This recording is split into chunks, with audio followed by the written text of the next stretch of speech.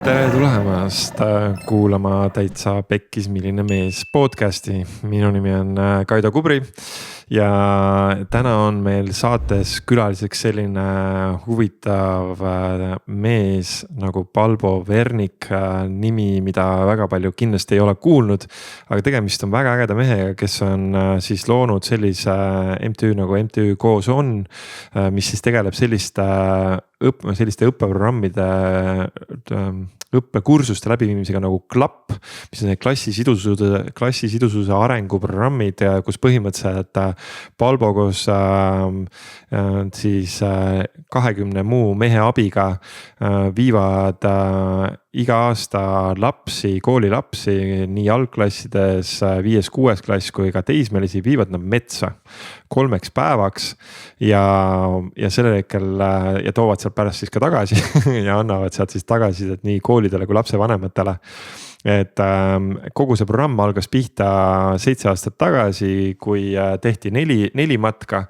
Nüüd eelmisel hooajal tegi Balbo koos meestega juba 80 matka talvel siis metsadesse, kus siis 3 päeva lapsed olid siis koos meestega metsas ja õppisid seal lõkke tegemist ja elu metsas.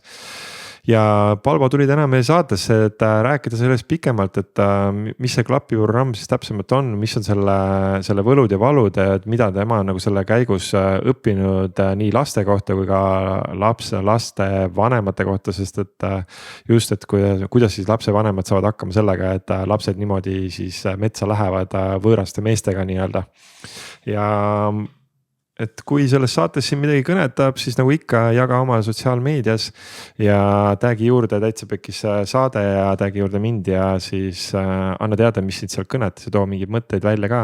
Et siis ennekõike on mõeldud tänane saade siis kuulajatele, kellel on ka endal lapsed või kui on plaanis lapsi saada kunagi, siis kindlasti tasub siit nagu saab häid mõtteid. Ja siis lisaks täiega kutsume teid ka patreon.com/Täitsa Pekkis lehele, kus on siis erinevad võimalused toetada Täitsa Pekkis podcasti toimumist sulle vabalt valitud summas ja kui sa valid seal sellise paketi, mille nimi on La Familia, siis sul on võimalik kuulata lisapodcaste, mida meil avalikes kanalites, mida me ei jaga, aga seal on juba väga palju lisamaterjali, mida praegu mujalt nagu kuulda ei ole, seal on lisameditatsioone, seal on lisapodcaste, seal on lisamaterjali meil Ants Roostlaselt ja ka siin Katsilt, Kaidolt ja Miiklilt, mida mujal kuulda ei ole. Meil on olemas YouTube'i kanal, kus siis on võimalik kõiki neid podcast'e võimalik reaalselt siis vaadata videodena, et tule otsige meie YouTube'i kanal üles ja subscribe'i sinna ka.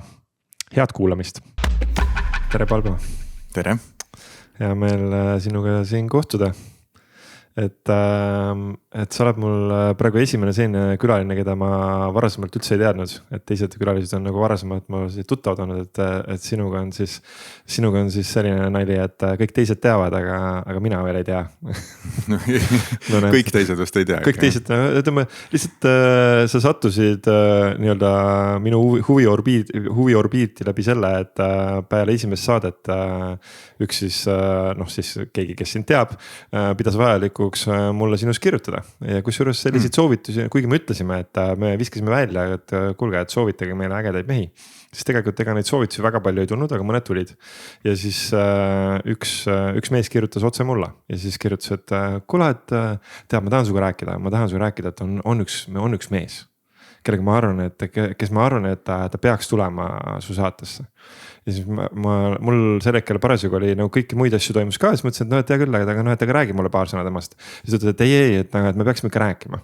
Ja siis ma nagu mõnda aega nagu ei vastanud jälle, sest mul tegelesin mingite muud asjadega. Ja siis mul ühekal oli, et kuule, et aga nagu tee mulle mingi lühike audio või tee mulle mingi kokkuvõte, et miks sa arvad, et see mees võiks olla. No ja siis ta tegi mulle mingisugune 3 või 4 audiot nagu selle kohta, et miks sa ikkagi oled äge mees ja miks see, mis sa teed, on äge. Ja siis ma nagu kuulan seda ja ma olen, et okei. Ja siis läksid mu sinna nimekirja ja siis mingil hetkel täiega vaatas, ma ütles, et kuule, nüüd vist on õige aeg sulle helistada. Ja siis see kõne, mis meil oli ka tore kõne juba, ma olen juba pooleldi sinuga koos metsa tulemas, koos lastega et see on juba ära organiseeritud, ma ei tea, kuidas see talv küll nagu tundub, et nagu ilmselt teete talvel ka neid. Ma loodan, et talv on lumine ja külm, jah. Loodan, et talv on lumine külm, praegu nagu selleks nagu väga lootust ei ole, aga nagu eks me varsti näeme. Aga ühesõnaga, et sa tegeled sellise asjaga nagu, et eks MTÜ nimi on siis Koos on ja siis on see sellised programmid nagu Klapp programmid ja anna nagu oma sõnadega selline kõige lühem nagu ülevaade, et kui keegi inimene, kes ei ole Klappist või sellest Koos on või metsaisadest mitte midagi kuulnud, siis mis see on? Mis on Klapp? Mis on Klapp, kes on metsaisa ja mis selle nagu see lühidalt nagu selle lugu nagu on, et miks see üldse on? Oi, millisest küsimusest ma nüüd alustan? Klappist? Alustame Klappist, sest Klapp on see nagu, mis on. Teeme selle selgeks, muidu on ülejäänust väga raske aru saada. Klapp on nagu suurte tähtega, KLAPP. Ja selle pani üks naine meile, mängisime sõnadega ja otsisime asendust sellisele väljendile nagu klassisidususe parendamise programm. No olgem ausad, Klapp on parem, eks. Klassisidususe parendamise programm. Just. Psühholoogid ei tea sellist sõna nagu klassisidususe parendamise programm. Suhteid saab arendada ja ma olen sellega natuke nõus ka, et ega neid võib-olla, et kuidas neid siis parendada või et kus nad siis on, et neid peab parendama, et neid saab ikka arendada ja arenetaksegi ju suhetes ja suhtlemises. Ja miks siis teil on parendamine? No tegelikult enam ei ole, selle Klappi nimetusega ongi, me täna ütlemegi, et see on klassisiseste suhete arendamiseks programm. Okay. Ja algab ta sellest, et kool valib välja klassi, siis meie Klappi inimestena ehk siis metsaisadena teeme edasiside lapsevanematele. Räägime siis sellest, et mida meie teeme, kes me oleme. Lapsevanemad peavad meid välja valima, et me oleme usaldusväärsed mehed. Sest et see põhisisu Klappil on see, et me viime lapsed 3 päevaks metsaretkele ja siis tagasi sidestame selle lapsevanematele. See on see põhiasi, millest see Klapp koosneb. Just see, et me jälgime metsas 3 päeva gruppi ja räägime lapsevanematele, mida me selles grupis näeme. Siis see 3 päeva on siis kuskil mingis 5-tärni hotellis kuskil rannas või kuidagi muud moodi? Ta on täpselt vastupidi, et ta on, meil on hetkel 2 talumaja, mida me rendime. Üks on Setumaal, üks on Alutagusel. Ja nad on siis sõna otseses mõttes sellised Eesti talumajad. Elektrit me ei kasuta, süüa teeme lahtisel tulel. Kemmerg on seal metsa ääres. Ja magatakse põrandal ja lavatsitel ja ollakse sellisest täiesti tavapärasest keskkonnast väljas. Ja see siis ongi see keskkond, kus siis hakkavad kõik need suhted avalduma ja see on see siis, mida me saame jälgida ja hiljem siis vanematele rääkida. Ja koolile muidugi ka. Ja kool saab siis sellised esile toodud valupunktid meie käest. Et mis seal grupis praegu on tähtis, mis seal toimub. Noh, tihti või ma ei tea, pooltel juhtudel kool ju teab, mis klassis toimub. Et kui on sellised tõsised suured asjad, siis muidugi teatakse ju kiusamisi ja tõrjutusi ja eraldatusi ja sellised. Aga et kui on sellised nii-öelda nagu tavalised suhete probleemid, et poiste tüdrukute grupp ei saa oma vahel läbi või poisid oma vahel ei saa läbi, tüdrukud oma vahel ei saa läbi, on seal paleemängud või poistel mingid võimumängud, et siis need seal avalduvad ja hästi tihti lahenevad ka iseenesest, sest seal on aega nendel juhtuda ja läbi teha neid konflikte ja meie muidugi toetame. Et siis korraks nagu siis püüda siis suure pildi ülevaadet saada, et nii, et mis vanuses klasse te niimoodi võtate sinna metsa kaasa endale? No klappe on 3 iseenesest, esimene on algklassidele, kus siis matkale tulevad kaasa ka vanemad. Siis see põhitähelepanu meil praegu on olnud sinna klapp 2, kus on 5-6 klass. No see 5 ja 6 klass on nagu põhikohad. Ma arvan, et 5 klass on see, kus me need peamised suhte probleemid endale saame ja no see on see vanus, kus me hakkame aru saama, et need tunded, mida ma tunnen, on minu omad ja siis me ei saa päris hästi aru, mis see kurbus on ja rõõmu on nagu lihtne ära tunda, aga kõik need raskemad tunded ja teistpidi siis ka see suhtlemine, et kuidas sa suhtlema hakkad teistega, kuidas teised sinuga suhtlevad ja kuidas sa seda talud ja see kõik toimub seal 5. klassis. Nagu me ütleme tavaliselt, et need suhtlemise probleemid algavad 5., avalduvad 6., sest koolid alati räägivad sellest, et 6. on kõige hullemad. Ja siis koolidele ütlevad, et 7. klassis hakkavad omavahel läbi saama ja 8. ei mäleta keegi, et need probleemid olid. Et meie arvame seda, et me pigem 6. lähme nagu lootusetult tülli ja 7. õpime ennast kaitsma, laome müürid ja eraldame ennast. Ja siis 8. me lihtsalt ei näita neid asju enam, mida me tunneme, sest me teame, et koolis avatuna olla on väga valuseks. Avatud inimesena sa saad need löögid sisse ja sa pead sellega hakkama toime tulema ja meie kaasasündinud omadus on siis hakata müüre laduma ja teha võimalikult isoleerida ennast võimalikult palju teistest, näidata välja ainult seda, mida ma arvan, et teistele võiks näidata või mis teistele meeldiks.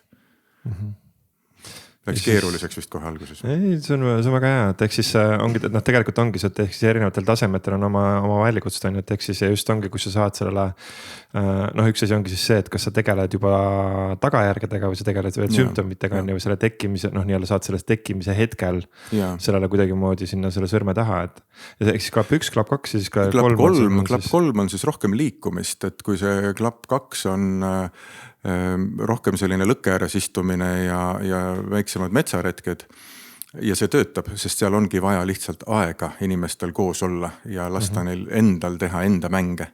Siis klapp 3 on liikumine. Liikumine on selle jaoks, et need maskid maha kukuksid, et nad on juba selles vanuses, kus nad suudavad hoida neid maske kõik need 3 päeva ees ja üldse mitte nagu päris inimestena välja tulla. Et kui 5. kukuvad maskid maha juba seal esimese poole päevaga põhimõtteliselt, esimesed sellised konfliktid hakkavad toimuma esimese päeva õhtul juba, siis 8. võivad täitsa vabalt istuda 3 päeva lõkke ääres, teha väga ilusat nägu ja samal ajal piltlikult öeldes tegeleda netikiusamisega näiteks selle inimese pihta, kes on täiesti sinu kõrval kas või, eks. Et siis seal on liikumist. Liikumine on hästi põnev meie jaoks. Meil on üks metsaisa Max, kes on selline elupõline liikuja, spordimees. Ja tema selle liikumisega alustas nendele 7. 8. ja seal me märkame hoopis tuleme hoopis uute probleemidega kooli tagasi. Alustame seal sellest, et kõnnakud on rühid on käest ära, kõndida ei osata, kõnnak on käest ära. Toitumisest ei tea mitte midagi noored inimesed, unevajadusest ikka väga harva tähtsustatakse üldse seda. Ja kõik niisugused 3 juba niisugust baasasja selles vanuses. Ja need näeme seal, et need on paigast ära ja me teeme seal koostööd ka Tartu Ülikooli liikumislaboriga, et praegu on ju meil uus aineõpetuse kava liikumise õpetuses ja seal on matkamine sees, nii et me oleme võib-olla praegu ainsad Eestis, kes selle tasemelist klassimatka teevad, kus siis 3 päeva jooksul tõesti 50 kilomeetrit ära kõnnitakse ja tullakse. See ei ole just vähe nagu arvestades tavapärast mitte liikumist. Ja tõevaselt on esimese 10 minutiga, kui sa kõnnid grupiga, siis 10 minuti jooksul tuleb küsimus, kaua me veel kõnnime. Just, et siis ongi, kõnnime 3 päeva, et kuidas see tundub. Alguses tundub võimatuna ja kõige lõpus on, me tahame viia sinna, et see pingutus annaks ka eduelamuse. Et sellest on hästi palju puudu praegu, et kuna me ei pinguta, siis me ei saa ka nagu sellist tugevat eduelamust. Ja aga need on paraku seotud omavahel hormoonilisel tasemel täiesti. Ta on täiega sellele, kui ei ole pingutus, siis eduelamus, et ta on selle korra juurde kohe tagasi sulle korraks. Aga tahaks korraks küsida ka seda, et ehk siis kaua praegu sa oled ise sellega tegelenud, palju neid koole või lapsi või klasse nagu siis need retki on juba toimunud. Et ma saan aru, et need metsaisad on kuskil mingi 20 ringis? Me oleme täna selliste numbrite juures, et meie meeskonnal on praegu 7. hooaeg. Minul ja Villeril, kes me siis alustasime kõigepealt siis oma lastega ja jõudsime siis, oma lapsed kasvasid nii suureks, et jõud ei käinud enam üle ja siis hakkasime võõraid lapsi metsa viima. meie tegime siis esimesel talvel, see algas tegelikult sellest, et ma olin hoolekogu liige ühes oma laste koolis ja sealt siis õppejuht ja sotspeda tulid küsimusega, et minu meelest te peaksite selle 5. klassiga metsa viima, no siin nagu muu ei aita enam. Ja me olime hoolekogus enne ka hädas nagu nende rahutute klassidega ehk siis rahutute vanematega. Ja ühtegi toimivat mehhanismi ei ole mitte lapsed, vaid vanemad. Aga ilmselgelt ju lapsed sünnivad ju puhta lehena ju. See on nagu meie asi, mida me vanematena sinna lehe peale kirjutame. Ja siis ei olnud ühtegi toimivat lahendust ja me natuke aega ikka nagu põdesime ka Villeriga, et no ma ei tea, võõrad lapsed, et me ei tea mitte kedagi ja nagu poisid veel. Ma just tahtsin küsida, kas te ikka natukene põdesite ka või teil oli kohe nii, et pole probleemi, et võtan siin suvaliselt. See on kummaline, kusjuures kui me oleme kooliga seda hilisemalt meenutanud, siis need sama sotspeda ja õppejuht ütlevad, et ei mõelnud nagu üldse, mina mäletan, et mingi 2 kuud Villeriga arutasime, kuidas me seda teeme ja väljas oli talv ka ja et noh, just täpselt, et kui tüdrukutel nagu on mingisugune, ma ei tea, siis noh, näiteks on mingi periood on ju, et kuidas me toetame seda või mis me teeme nagu, nad ei julge isegi pöörduda oma küsimustega meie poole ju seal pimedas metsas ju. Ehk et, aga me põdesime, aga mina otsustasin, et me teeme 4 matka, et noh, 4 klassi, et siis üks ikka õnnestub äkki. Ja tegime esimese ja see oli no siuke täielik õnnestumine kohe. Et seal oli hästi palju konflikte, see formaat läks meil kohe õigeks. Sul on huvitav vaade, et täielik õnnestumine, nii palju konflikte oli. Jaa, absoluutselt. Selgita see koht kohe nagu, ma lasen sulle edasi kohe rääkida, aga selgita see koht korraks ära, mis tähendab, mis mõttes sa ütled, et õnnestumine on see, et sul on palju konflikte? Mis siis välja tuleb? See baasteadmine, mida me peame aru saama, on see, et me areneme ainult suhetes. Meie see esimene arendaja on meie suhe emaga, siis järgmisena isaga, siis ja sealt edasi. Ehk et meil on kogu areng toimub tänu sellele, et me suhtleme kellegagi. Aha. Ja seal ei ole meil kaasas ühtegi sellist teadmist, et kuidas suhelda niimoodi, et kõik oleks kogu aeg õnnelikud ja rõõmsad.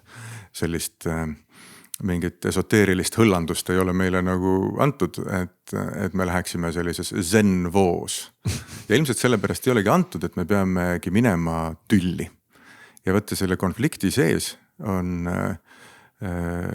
see, kus me areneme. Areng paraku meile on antud ikkagi niimoodi, et peab valus olema. Enne me ei liiguta mitte midagi, mitte kuhugi poole.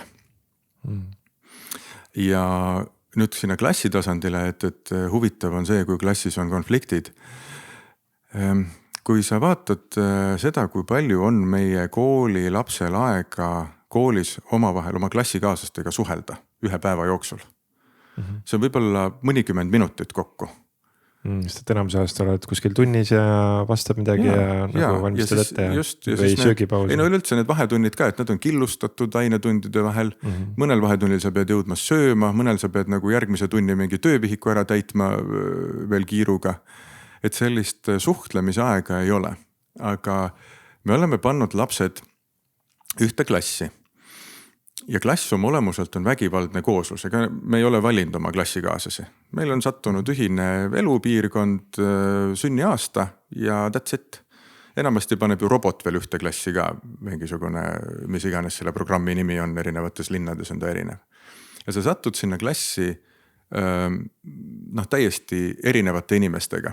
Selline väljend nagu sotsiaalkultuuriline kihistumine.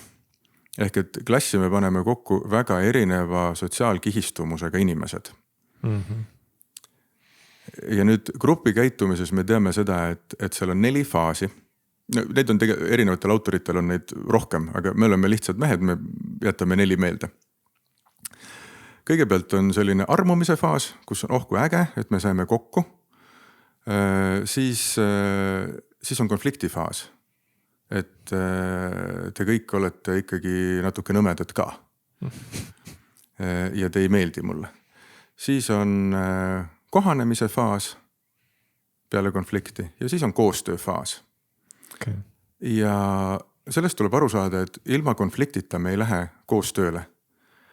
Konflikt laiemas tähenduses tähendab võimu ümberjagamist.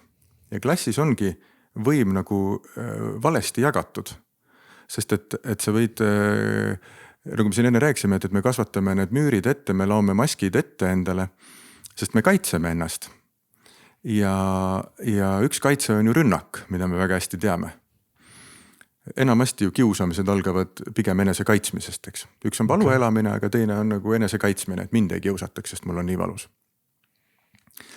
Ja nüüd selle enese kaitsmisega me tekitame olukorra, kus me lähme küll konflikti, aga koolis ei ole aega neid konflikte ära lahendada. Sest suhtlemisaega ei ole. Konflikt jõuab tekkida, sest see armumise faas ja see konflikti faas on lihtsad. Aga kohanemine, nagu sõna juba ütleb, nõuab mingisugust aega ja koostöö nõuab juba mingisugust tegevust. Seal on veel üks oluline asi on see, et kui armumise faasis me armume teineteisesse oskuste järgi. Et sest et me inimestena me hindame mingisuguste sekunditega ära, mis materjal see on, see minu vastas siin, et kes sa oled 20 sekundiga vist mõnede järgi, et kas ma austan sind, kas ma usaldan sind. Aga peamiselt me vaatame seda, et koolis, et mis sa teed, sa värvid, sa kirjutad luuletust, kas ma saan sellega samastuda, selles vanuses seal me seome ennast inimestega, kelle tegevusega me saame ennast samastada. Hiljem me hakkame siduma selle järgi, mis tunnet see tegevus tekitab. Aga seal 5.–6. klassis on see. Ja nüüd,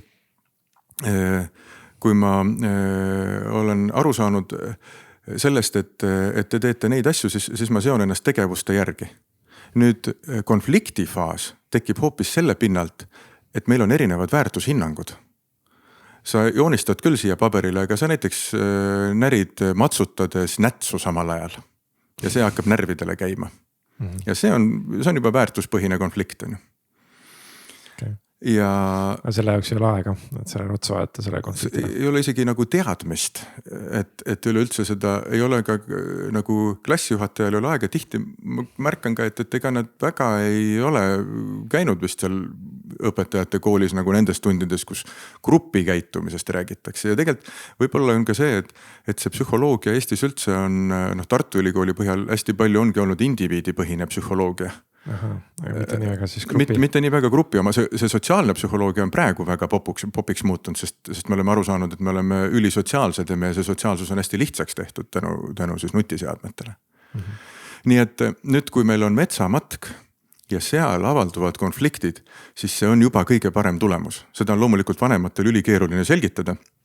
Ja mõnedele koolitöötajatele ka. Kui sa lähed algul nagu nende vanematele seda ideed müüma, sa ütled, et nii, meie eesmärk on see, et me tahame teie lapsed tülli ajada oma vahel. Ja, me tegelikult ei taha, me tahame, et nad ise jõuaksid selle konfliktini. Et nad ise tahaksid tülli. Ja, see on veel parem. Me tahame luua neile keskkonna, kus nad saaksid oma vahel tülli minna. Ja see on see, mida me teeme, jah, pausana.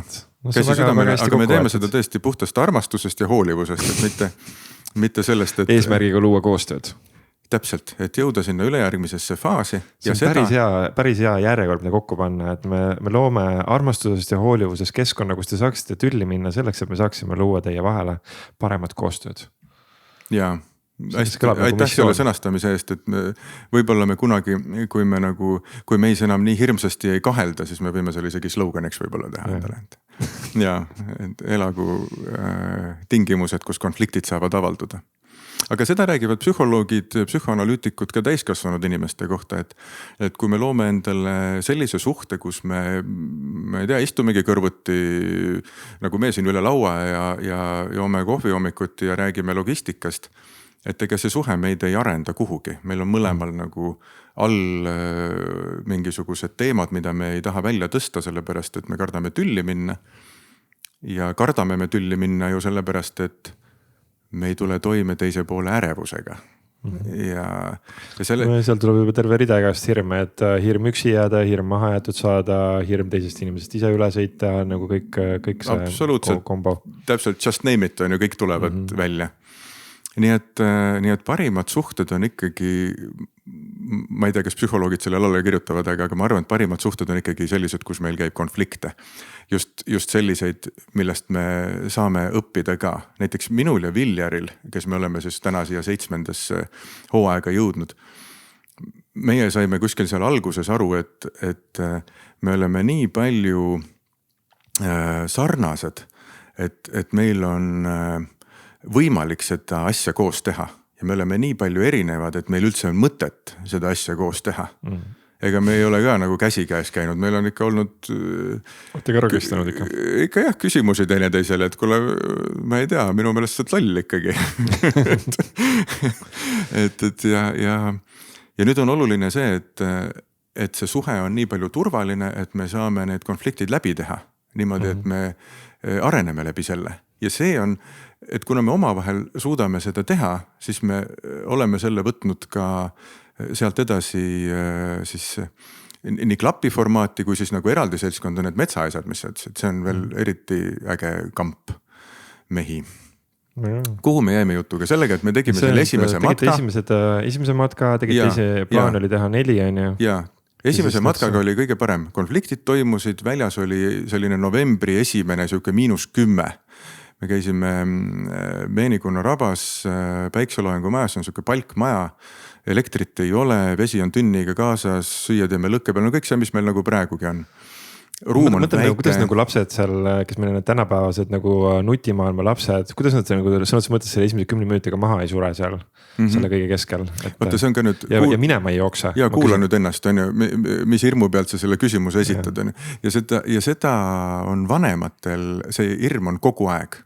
Et issand jumal, kuidas ta küll seal nüüd hakkama saab, ta on ju mul nagu selline. No just. Mis tähendab juba seda, et sa juba hoiad oma last sellisena.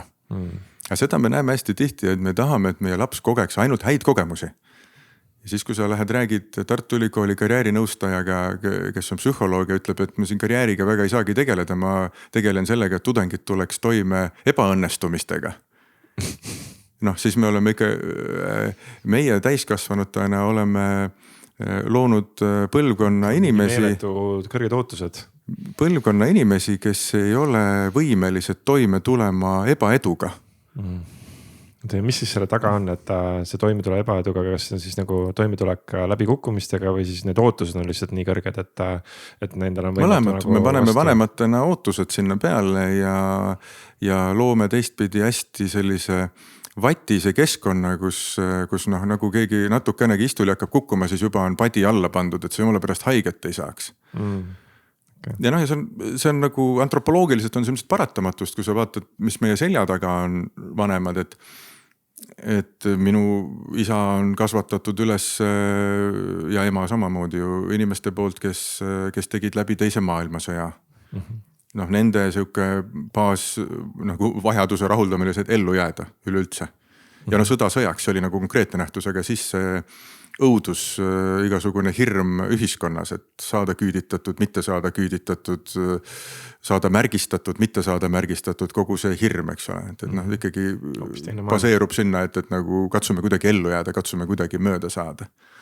Sealt edasi minu põlvkond, kes justkui on nagu noh, minu elus ei olnud ühtegi 5 aastakut sarnast, et 70-ndad ühtemoodi, 80–85 ühtemoodi, 85–90 hoopis teistmoodi, 90–95, no täiesti teine maailm, eks.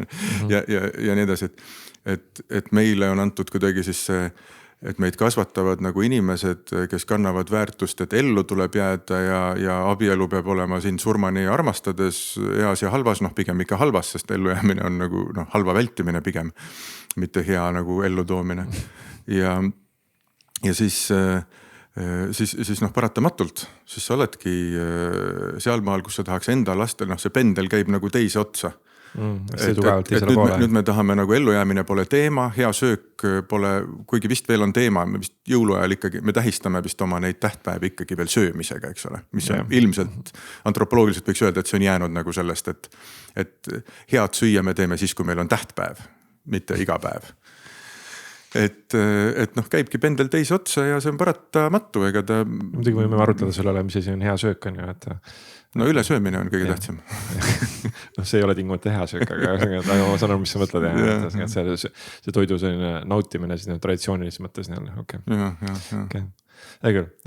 Esimene tehtud oli üleedukas, külmetasite temal varbad ära seal. Ei, sa küsisid seda, et kuidas need lapsed siis ikkagi nutiajastu lapsed hakkama saavad. Nagu, et ongi, et meie ei teadnud seda alguses, kuidas nad saavad.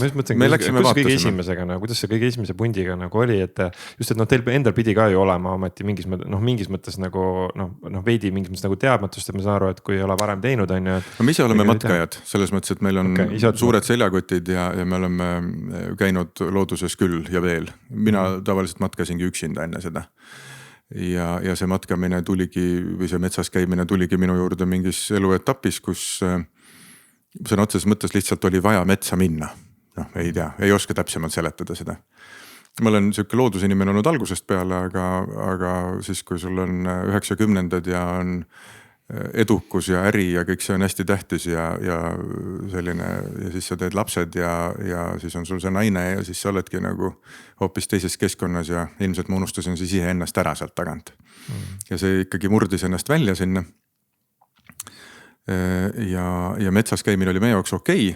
Villeri jaoks rohkem tollel hetkel isegi, sest tema oli rohkem matkaja kui mina. Ja ega me ei teadnud, kas need lapsed ellu jäävad, me läksime vaatasime, võõraste laste peal on ju lihtne katsetada, et mis seal saama hakkab. Aga samas, kuulge, me olime Tartust tunniajase autosõidu kaugusel, et see ei olnud kuskil päris nagu pärapära, ei olnud kuskil Siberis. Jaa, et selles mõttes me oleme ikkagi adekvaatsed tüübid, et ja meeste ülesanne ongi luua turvalist ruumi, eks ole, üleüldse nagu igal tasandil, et me olime selles mõttes ikka mõistusega kohal ja meil enda laste käimisega oli põhimõtteliselt see formaat välja kujunenud. Et see algas meil seal enda lastega me kõige esimest matka, kui me tegime kevadel, siis me ju tegime kõik laste eest ära. Kõik. Isegi võileivad tegime valmis. Ja siis me mingi mängu organiseerisime, kus nad läksid tülli oma vahel ja süüdistasid meid, et see mäng oli nii viljatsasti organiseeritud. Ja me saime nii negatiivse tagasiside, et õudne ja siis veel tippenes sellega, et kui me seal teise päeva õhtul olime täiesti läbi, õhtusöök oli ära tehtud, pannid olid ära pestud, kõik oli kõrvale juba nagu, istusime lõkke ääres, sõime veel viimast lonksu teed, et kohe kukume. Siis tuli üks tüdruk ütles, et meil oli seal nimekirjas, et õhtuks on tee ja võileib. Ma enne ei söönud, et ma tahaks nüüd oma seda teed ja seda võileiba nüüd saada. Ja siis me otsustasime, et me ei tee midagi enam sellist, mitte kunagi. Ja ei teinudki. Järgmise kevadmatka võtsime kaasa ainult tooraine ja ehk et siis värske liha, värsked juurikad, tikud, vesi ja kõik. Ülejäänu siis pidi koha peal toimuma. Saime sellise matka, kus 3 päeva vihma sadas kogu aeg. Ja saime kõik tehtud ja kõik oli hästi maitsev. Ja siis me jäime selle juurde, et nii ongi. Ja seetõttu me võisime, ehk et võtta alati see algus on nagu, kui küsitakse, et kus see algas, siis nagu kust ta algas. Et mida me alguseks loeme, et meil ei alga siin kunagi nagu mingist punktist, meil algab alati kunagi varem, kuskilt nagu varem. See võib-olla algas hoopis sellest, et minu vanemad olid matkajad. Mina käisin kevadeti kooli klassi väljasõidul, me käisime sügiseti kartuleid korjamas kuskil Lehtse kolhoosis, kus olidki sellised tingimused, et pididki klassikaaslastega üksi hakkama saama seal Karja mõisas, mida tuli kütta ja päeval põllul oli vihm ja pori ja kartulid ja kõik oli äge. Lõppude lõpuks meelde ikkagi, et oli äge. Võib-olla see algas sealt. No võt, ja siis nüüd kõik see nagu ära tehtuna, eks ole, siis sa tead, et kui sa lähed klassiga metsas, sa tead, et see ruum on turvaline, kus ma nüüd olen. Me saame hakkama söögi tegemisega, me saame hakkama nagu majutamisega, me saame maja soojaks, et kõigil on soe ja turvaline olla. Ja esimestel matkadel see umbes nii oligi, et ega me ise ei teadnud, mis grupis toimuma hakkab. Meie mõtlesime, et me lähme nagu teeme lihtsalt sellise lõõgastumise retke. Aga see, mis avanes, see oli nagu terve uus maailm. Me ei olnud sellega teadlikult kindlasti mitte arvestanud, aga see tundus üliäge. See tundus äge sellepärast, et meile endal oli neid vastuseid vaja. Meil oli endal vaja see 5.–6. klassi asjad nagu läbi käia. Ei ole mina kooli hästi sobinud ja ma arvan, et Viljar ka mitte. Sest minule selline laua taga istumine ja teadmiste nagu selline pähe tuupimine pole kunagi sobinud. Mul on üldse nagu ajaga kuidagi teistsugune suhe ja ma arvan, et õppimine ikkagi toimub väga kiiresti, kui sul on motivatsioon ja kui sul ei ole siis sa saad välise motivatsiooni, mis on siis, mida kehastab sul õpetaja või lapsevanem ja siis tekib surve ja siis sa surud täpselt sinna sama tugevalt vastu, kui see surve on. Nii et meile tundus see nagu väga huvitav. Täna me Viljariga isegi nimetame seda niimoodi, et me oleme teinud ise endale kooli, kus me kogu aeg õpime. Sest need... Siis teie nii-öelda nagu metsaisadena juhtida seal, nende laste juhtida tegelikult ise õpite samamoodi. Mitte et samamoodi, vaid meie just õpimegi, need lapsed õpetavad meid seal. Ja seal, et kui need esimesed matkad, esimesed 4 sai ära tehtud, siis oli veel üks oluline tagasiside oli see, et kui me sattusime siis kooli peal kõndima, minul käis veel noorem poeg siis samas koolis. Ja siis need lapsed, kes olid matkal käinud, need jooksid meid vahetunni ajal nagu jalust maha, et millal me uuesti läheme ja see oli ikka nii äge ja kõik nagu, oli aru saada, et see neile tohutult meeldis. Mis andis kinnitus sellele, et kui meile meeldib ja neile meeldib, no siis me ikkagi peame tegema seda. Ja nii oligi järgmine talv juba, tegime juba kõrvalkoolile ka, et neid matkasid oli siis meil 10 talve jooksul. Siis me arvasime, et me peaks nagu vanematele neid teadmisi nagu jagama, sest meie jaoks oli see nagu nii äge, mis me teada saime kõik. Kõik rollid ja maskid ja siis seesama turvalisuse tunne, kuidas me võtame lastelt ära võimaluse õppida ja kõik sellised asjad, siis me üritasime neid vanematele rääkida, kuna me ise olime nii algajad ja see oli nagu meie siuke suur avastus. Et siis ega vanemad väga ei viitsinud meid kuulata ja olid tööpäeva lõpus väsinud ja siis me jätsime selle lihtsalt ära, hakkasime rääkima lihtsalt, et me nüüd oleme need ja viime metsa ja teeme selle ära ja siis tulge tagasi sidele. Ja siis me olemegi tagasiside oli meil hästi pikalt selline nagu the core value, see põhiväärtus, et seal just hakati aru saama sellest, et su laps käitub klassis teistmoodi. Sest me ju näitame fotosid, meil on see mingi 150 fotot sellest 3 päevast, mõnel 250. Ja siis lapsevanemal tekib arusaamine, et see, mis võib-olla laps koju toob, ei ole päris objektiivne, ei olegi, mitte kunagi ei ole ju. Ja see, mida õpetaja räägib, on pigem objektiivne, aga ka võib-olla mitte päris. Ja siis sealt hakkavad lapsevanematel tekkima mingisugused aimdused, et seal klassis võib päriselt ka midagi rohkemat toimuda, kui ainult see, mida laps koju toob või mida õpetaja päevikusse kirjutab, eks, sinna e-kooli. Ehk siis see annab nagu vanematele tegelikult ikkagi laiemat pilku nagu veidi sellest, et mis tegelikult klassi selles keskkonnas nagu toimub. Ja nüüd me oleme läinud isegi nii julgeks, et me oleme vanematele öelnud, et nii nagu teie oma lapsega kodus käitute, nii käitub tema grupis. No see on ikka väga julge lause. Ja ma ka esimene kord kartsin, aga sa ei tohi seda hirmu välja näidata ja sealt nagu ma küll jätan sinna pausi sinna lõppu ja siis üritan pehmemate teemadega edasi minna. No mis see tegelikult tähendab siis? Mis see tähendab, et nii kus vanemad lastega käituvad, nii käituvad lapsed klassis? Mis see tähendab? Too näide. Mis see tähendab? No meile meeldib selline teooria, et esimesed 7 aastat elab inimene ainult vanemate infoväljas. Me ei võta mitte midagi kuskilt mujalt kui ainult oma vanematelt. Ehk et siis kõik, mis meil kodus toimub ja emaga ju veel nagu 9 kuud enne seda, eks, mida ema kõik läbi elab. Ja seda tänane psühholoogia tähtsustus, isegi freudistlik minu meelest psühholoogia tähtsustus seda väga, et mis toimub emaga enne sünnitamist. Laps kogeb seda kõike. Muidugi, kus ta siis, ega ta ei ole ju mingi nagu tomp, siuke nagu tundetu, et seal on ju terve ema emotsioonid jooksevad. See on juba esimene arendav suhe meile. No, ma olen isegi kuulnud sellist asjast nagu epigeneetiline kontroll, mis nagu räägib sellest, et isegi veel 2-3 kuud enne eostamist, et sõltub sellest, et mis keskkonnas vanemad sellel hetkel elavad, et sellel hetkel nagu see eostamise hetk nagu juba mõjutab. Kus see algus on? Kus see algus on?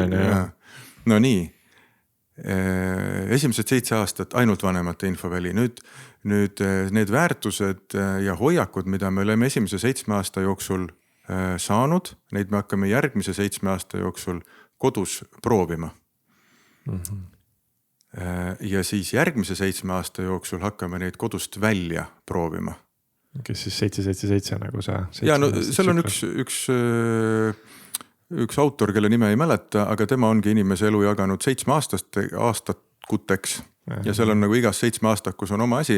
Me oleme võtnud sealt selle esimese otsa, sest me seal tegeleme. Me küll vaatame seda teist otsa ka, kus me ise oleme. Seda ei ole nii väga vaja vaadata, et nagu las see läheb nii, nagu ta läheb. Ei, vastupidi, seal on väga suur teadmine. Näiteks 42 kuni 49 me hakkame valmistuma äraminemiseks. Väga tore, aitäh, et sa sõnastasid mulle. Mulle just samas 7 aastakutest räägiti see aasta sünnipäevale, ma just sain 42. Palju õnne. Ja siis just öeldi, et sa alustad oma seda 42 kuni 49 7 aastakut nüüd, et see. Ja just, et see 49 pidi olema, et ongi, et see 49 on ka tegelikult oluline aasta, et see on just, et annab sulle veel selle aasta enne 50 nagu. Vanadel eestlastel oligi 49 oli suurem sünnipäev kui 50. Ma ei tea, kus Vigala Sass rääkis sellest, aga et seal me hakkame justkui nagu tagasi andma neid teadmisi, mida me oleme saanud. Ja see on see koht, kus mehed väga tihti eksivad, et me üritame nagu püsida seal pedestaali esikohal nagu elu lõpuni. See ei ole võimalik. Me peamegi pöörama nagu astuma sealt pedestaalilt mitte nagu teisele kohale või 3. kohale, vaid pedestaali kõrvale ja hakkama aitama neid, kes sinna pedestaalile just tulevad. Ehk siis see on nagu kõigile nendele meestele, kes arvavad, et nüüd just, et meestele nagu selle koha peale, et kui oluline on see tagasiandmise koht, eks? Ja no mina olen, kui vana mina olen, 48 kohe sellel nädalal, et mina väga teadlikult suhtun sellesse, et see ei ole enam see koht, kus ma tahan kõiki maratone võita ja äris tingimata tippu jõuda ja see ei ole enam see aeg. See on see aeg, kus on vaja tagasi anda ja ise läbi selle areneda, mitte nagu eneseotsimise, vaid just nagu eneseotsimine läbi teistele tagasi andmise. Läbi panustamise. Ja, see on väga, aga nüüd sinna skaala esimesse otsa tagasi, et siis see lause, et nii nagu teie lapsega, nii laps keskkonnas, et nüüd see teine 7 aasta, kuidas see eestikeelne sõna on? 7 aastak. 7 aastaku teine ots ongi ju siis 5-6 klass, eks, 11, 12, 13, 14 seal. Ja see ongi see, kus nad proovivad kodus kogetut väljas, nagu kodus teha seda. Ja hakkavad üle minema sellesse, et me hakkame seda nüüd väljas proovima. Ehk et siis nad proovivadki seda klassis, kodus, vanemad hakkavad hulluks minema, sest et tuleb kohe mängu selline sõna nagu puberteet. Ja see millega on hea kõik ära põhjendada. Ja jällegi nagu selline hea kognitiivse dissonantsi lause, et tal on ju puberteet. Muidu oli hästi tore, aga küll see läheb tal üle. Selle asemel, et sa peaks nagu, puberteet on vanemate puberteet. Et sa pead nagu vanemana sellel hetkel ise muutuma hästi palju. Ja kaasa minema sellega, et sa pead, üks definitsioon puberteedile on see, et laps hakkab ette valmistama selleks, et ta läheb su juurest ära ühel päeval. Ja nüüd, kui sa paned sellesse konteksti, et kui sa oled lapsele teinud piirid. Piire me peame kehtestama lapsele, sellepärast, et muidu tervet maailma on liiga palju. Piiride sees lapsena me tunneme ennast turvalisena.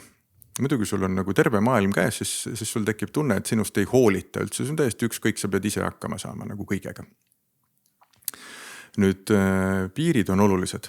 Asi, kus lapsevanemad eksivad, on see, et me teeme nendest piiridest raamid. Ja raame ei saa nihutada. Piire saab nihutada vastavalt vanusele järgi järjest. Piiride sees me lapsena hakkame proovima neid piire ületada. Selle järgi me lapsevanemana saame aru, et mis on hea lihtne näide. Sa ei taha minna enam kell 9 magama, sa tahad minna kell 10 magama. Okei, proovime. Järgmine päev jaksasid koolis käia, trennis ka, see nädal on täiesti okei, kui sa kell 10 oled, selge, sulle sobib kell 10. Teeme selle piiri nüüd 10 peale. Nüüd, kui sul on raam, siis sa raamina ütled, et mingit juttu ei ole, kell 9 magama ja ongi kõik. Sest et vanem on näiteks harjunud sellega, et lapsed lähevad kell 9 magama ja peale seda on oma aeg ja saad oma, ma ei tea. Just nimelt, ehk et me ei aktsepteeri seda, et meie laps on jõudnud järgmisesse arenguetappi. Areng on etapiline, igas etapis me peame saama läbi teha selle, mis me selles etapis peame tegema. Kui me selles etapis seda läbi ei tee, siis me teeme selle mingisuguses, need etapid hakkavad nagu korduma oma olemuselt ja siis sa teed neid hiljem läbi. Ehk et siis sa hakkad nendest raamidest välja murdma kunagi hiljem. Aga siis on see keeruline. Siis see ei ole enam nii loomulik. Ja see on ka kummaline. Nagu, et kui sa 28-aastaselt hakkad seletama endale, et ei, et ma võin küll hiljem magama minna, sellest ei juhtu midagi.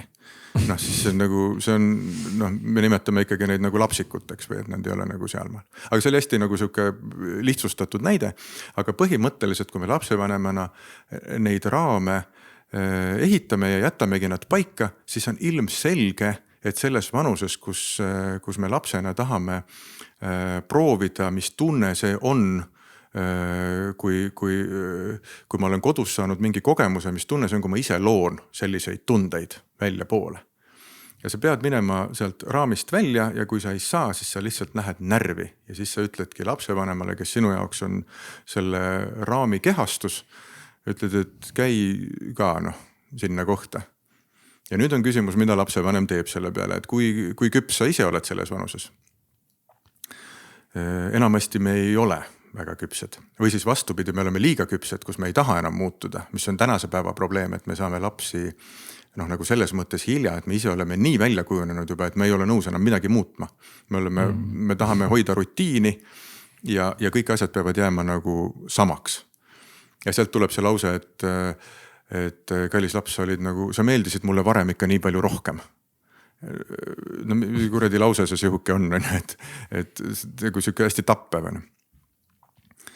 Et mina ei olnud küll puberteediks, enda laste puberteediks üldse valmis. Ma arvan, et enamus vanemaid ei ole. Täna vist on nagu mingi põlvkond tekkinud, kus on noored mehed on nii palju teadlikud juba, et selles nagu nii palju meie infoväljas juba räägitakse kõikidest asjadest, et nad on juba viimased 7 aastat juba kuulnud mingisugustest lapsevanemaks olemise nagu taustasjadest. Aga mind piltlikult kasvatati Spoki järgi, õnneks küll mitte nagu ülekantud tähenduses, mitte otseses tähenduses. Aga ajastu oli selline ja kus mul pidid olema siis need teadmised, et ja üleüldse meil oli siis ju mingi 2000-ndate algus, nagu 100 muud probleemi oli majanduslikus ja sotsiaalses mõttes on nagu see, et kuidas lapsed seal, mis sest nemad. Õnneks mul on läinud hästi, mul on nagu väga mõistlikud pojad ja väga mõistlik eks-abikaasa, et nagu tundub, et läks hästi sellega. Et nüüd, kui nad suured on, saab aru, et saavad hakkama. Et nemad saavad hakkama ja mina saan ka selle tundega hakkama, et ma siis nagu ei osanud midagi paremat teha kui see, mis ma parasjagu oskasin. Mul endal nagu vanemana tekkinud see tunne kuidagi, et mingil hetkel algul kuidagi tuli see taipamine või kuidagi arusaamine ära, et mingit moodi nagu nii keerama oma lapsed pekki. Et päris nagu niimoodi, sest et me lihtsalt ei tea ju, mis on see elu, mida nemad nagu elama hakkavad, sest me ei suuda ette, kui me nagu sa ütlesid siin, et praegu on ükski 5 aastak pole sama nagu mis eelmine, me ei suuda ju elu sees ette kujutada, mis elu nemad siin 10 või 20 aasta pärast elama hakkavad, et jah, ilmselgelt mingisugused baaselu põhimõtted ilmselgelt ikka kannavad, aga et mingil moel ikkagi. ja absoluutselt. Minu tore nii-öelda kolleeg Natalja Boitšenko, üks Ukraina Kõivi ülikooli psühhoanalüütik, ütleb, et teraapiat on vaja kõigil, kellel on olnud vanemad. Nii et me ei pääse. Et okei, aga nüüd tagasi sinna, kus me ütleme vanematele selle lause, et nii nagu teie lapsega, nii laps teiega. Ja see piiride küsimus on hästi läbiv, et sinna piiride sisse me nüüd tahame panna hästi turvalisi kogemusi, millest me juba siin oleme rääkinud, eks. Ja hoida siis seal piiride sees nagu hästi. Aga niimoodi me ei õpi mitte midagi, eks. Ja seal vanuses 12, 13, 14 tulebki see soov, et ma pean siit kodust nagu saama välja, sest et nii nagu siin on, ma juba tean, ma tahan teada, kuidas mul on. Ja siis ma lähen neid järgmise 7 aasta jooksul katsetama kodust välja ja nüüd trikk on selles, et kui ma ebaõnnestun, ma pean saama koju tagasi pöörduda. see on see 14–21 vanuse eripära. Ma pean saama koju tagasi pöörduda, kus mul on turvaline keskkond. Mida me näeme klapp 3, 7, 8 klass, mis see siis on vanus 14, 15, mõni 16. Et sa ei saa oma ebaeduga koju tagasi minna. No võtame räigemad näited, alkohol, sigaretid, vape. Et kui sa oled... Kas siis vanemate või laste enda pärast või nagu see mingi kombo seal on? Et lapsed ei tunne turvaliselt ennast. Nad ei saa ju minna koju oma murega, kui nad on näiteks ennast purju joonud ja kuskil sellega vahele jäänud ja siis on vaja minna nagu koju rääkida lugu. Et see on see sama põhjus jälle, et me ei tule toime vanema ärevusega. Me ei tule sellega paari suhtes toime, et ma ei taha sulle rääkida halba asju, sest ma ei tule toime sinu ärevusega. Ja me ei tule lapsena ammugi toime sellega, kui sa oma lapsevanema sellega ajad närvi, sest on ju lapsest saati selgeks tehtud, et hea laps on ikka see, kellega ei ole jamasid. Kust me võtame nagu selle õppimise võimaluse juba ära, eks. Okay. Ehk siis lapsed üritavad mitte vanemaid närvi ajada ja sellepärast, et siis seal taga on siis see, et kuna vanemad ei saa sellega hakkama, eks. Just. Ehk siis tegelikult suur osa tööst on ikkagi jätkuvalt kogu lapsevanematega, et ei ole niivõrd nagu see töö. Ehk siis kui ma küsin nagu ongi, et sa ütlesid ennem, et te hakkasite tegema peale neid matkasid siis tagasisidestamise neid kohtumisi vanematele. Et kuidas vanemad neid nagu vastu võtsid, et kuidas nagu see enne sallastamist me siin korraks nagu rääkisime tegelikult, et päris keeruline on mõnikord vanema ikka sinna saada. Et nad tuleksid nagu seda kuulama, et kas seal võib olla ka see põhjus nagu selles, et vanemad võib-olla ei taha kuulda nagu seda, mis on neile seal võib-olla öelda on. Ega me tegelikult ei tea, miks nad ei tule sinna tagasisidele, sest et me kogu aeg reklaamime seda, et me räägime ainult teie lastest, ainult teie lapsest räägimegi. Sellest keskkonnast, kus ta iga päev viibib ilma kooli taustsüsteemita ja me võib-olla oleme üldse ainsad täiskasvanud inimesed, kes teie lapse igapäeva keskkonnast räägivad ilma kooli taustsüsteemita. Ehk lapsena me ju veedame seal koolis 5-6 tundi olenevalt vanusest 7-8 isegi, eks. Ja see on ju väga pikk aeg olla sellises seltskonnas. Ja miks vanemad siis ei tule tagasiside koosolekule? Ma olen arvanud ainult seda, et kuna mõned klassijuhatajad suudavad teha nagu need klassijuhataja koosolekuid üli aeglaseid ja venivaid ja siis isad ei viitsi sinna ammugi tulla, sest mida me nämmutame, et kas see toiduraha on 2,63 või 2,65 nagu kedagi ei huvita. Või see, et meil on siin mingisugune, ma ei tea, kirjandusvõistlus tulemas ja oleks tore, kui te toetaksite oma last, et ta loeks mingeid raamatuid. No isade jaoks on see nagu nii mõttetu informatsioon, et no ei viitsi. Ja siis emad istuvad, kannatavad ära, tublimad teevad märkmeid ja minnaksegi laiali, eks. Ja võib-olla pannakse nagu see tagasiside koosolek samasugusesse potti, et küllap ta üks igav mingisugune häda on. Meie ise niimoodi ei arva ja meil on, ütleme, et ikka pooltel juhtudel meil on ikka täielikud õnnestumised, kus on suur auditoorium koos ja kõigile läheb korda. Ja ega me ei räägi ju ainult sellest, et sõitsime bussiga ja siis tegime lõket ja siis tegime suppi ja siis kõndisime edasi ja see on ka, aga nende tegevuste sees hakkavad välja tulema siis need suhtlemiste kitsaskohad, mida nagu näha on ja need võiks lapsevanemale huvi pakkuda. Ja ilmselgelt ei saa kõik lapsevanemad olla nagu sellised küpsed, teadlikud ja kõik, ma ei tea, inimesed elavad ka nagu heas mõttes nagu lihtsaid elusid, ei pea analüüsima, nagu me siin kogu aeg elu mõttest kuni selleni, et kust mul see hirm tuleb ja miks ma niimoodi käitun ja midagi sellist. Et kui sa eladki oma elu nagu lihtsasti, et siis sa võiksid nii palju nagu tähelepanu pöörata oma lapse pihta, et kui keegi sulle nagu avali seda räägib ja me üldiselt oskame ka juba välja tuua mingisugused põhjus-tagajärg seoseid, et see ilmselt on teil sellest või et need samad jutud, mis me siin räägime, need samad piirid ja maskid ja rollid ja kõik sellised asjad tulevad meil seal tagasiside koosolekul teemaks ja need võiksid olla nagu natukene noh, ma ei tahaks kasutada sõna harivad, kuigi seda kindlasti, aga just nagu sellist nagu fookust viivad, et noh, vaadake nagu seda asja, pöörake sellele rohkem tähelepanu, et kuidas te oma lapsega päriselt aega veedate, et kui näiteks edasiside koosolekul on vanematel väga tihti küsimus, et kas te telefonid korjate ära? Ei korja. Miks te ei korja, mis spordilaagris küll korjatakse? No me ei korja ära sellepärast, et meil ei ole see probleem seal. Et seda sotsiaalsust on nii palju, et nad panevad nad ise ära ja tsiviilkaitse ütleb ka, et metsa lähed, laetud akuga mobiiltelefon kaasa. Et sellised hirmud on ja siis, kui me tagasisidet anname, no siis on näha fotodelt, et ega keegi ei ole telefonis. Ja see võiks nagu tekitada seose inimese peas, et kui see jõuluvana, noh, keda tegelikult pole olemas, on toonud selle telefoni, mille lapsevanem on ostnud.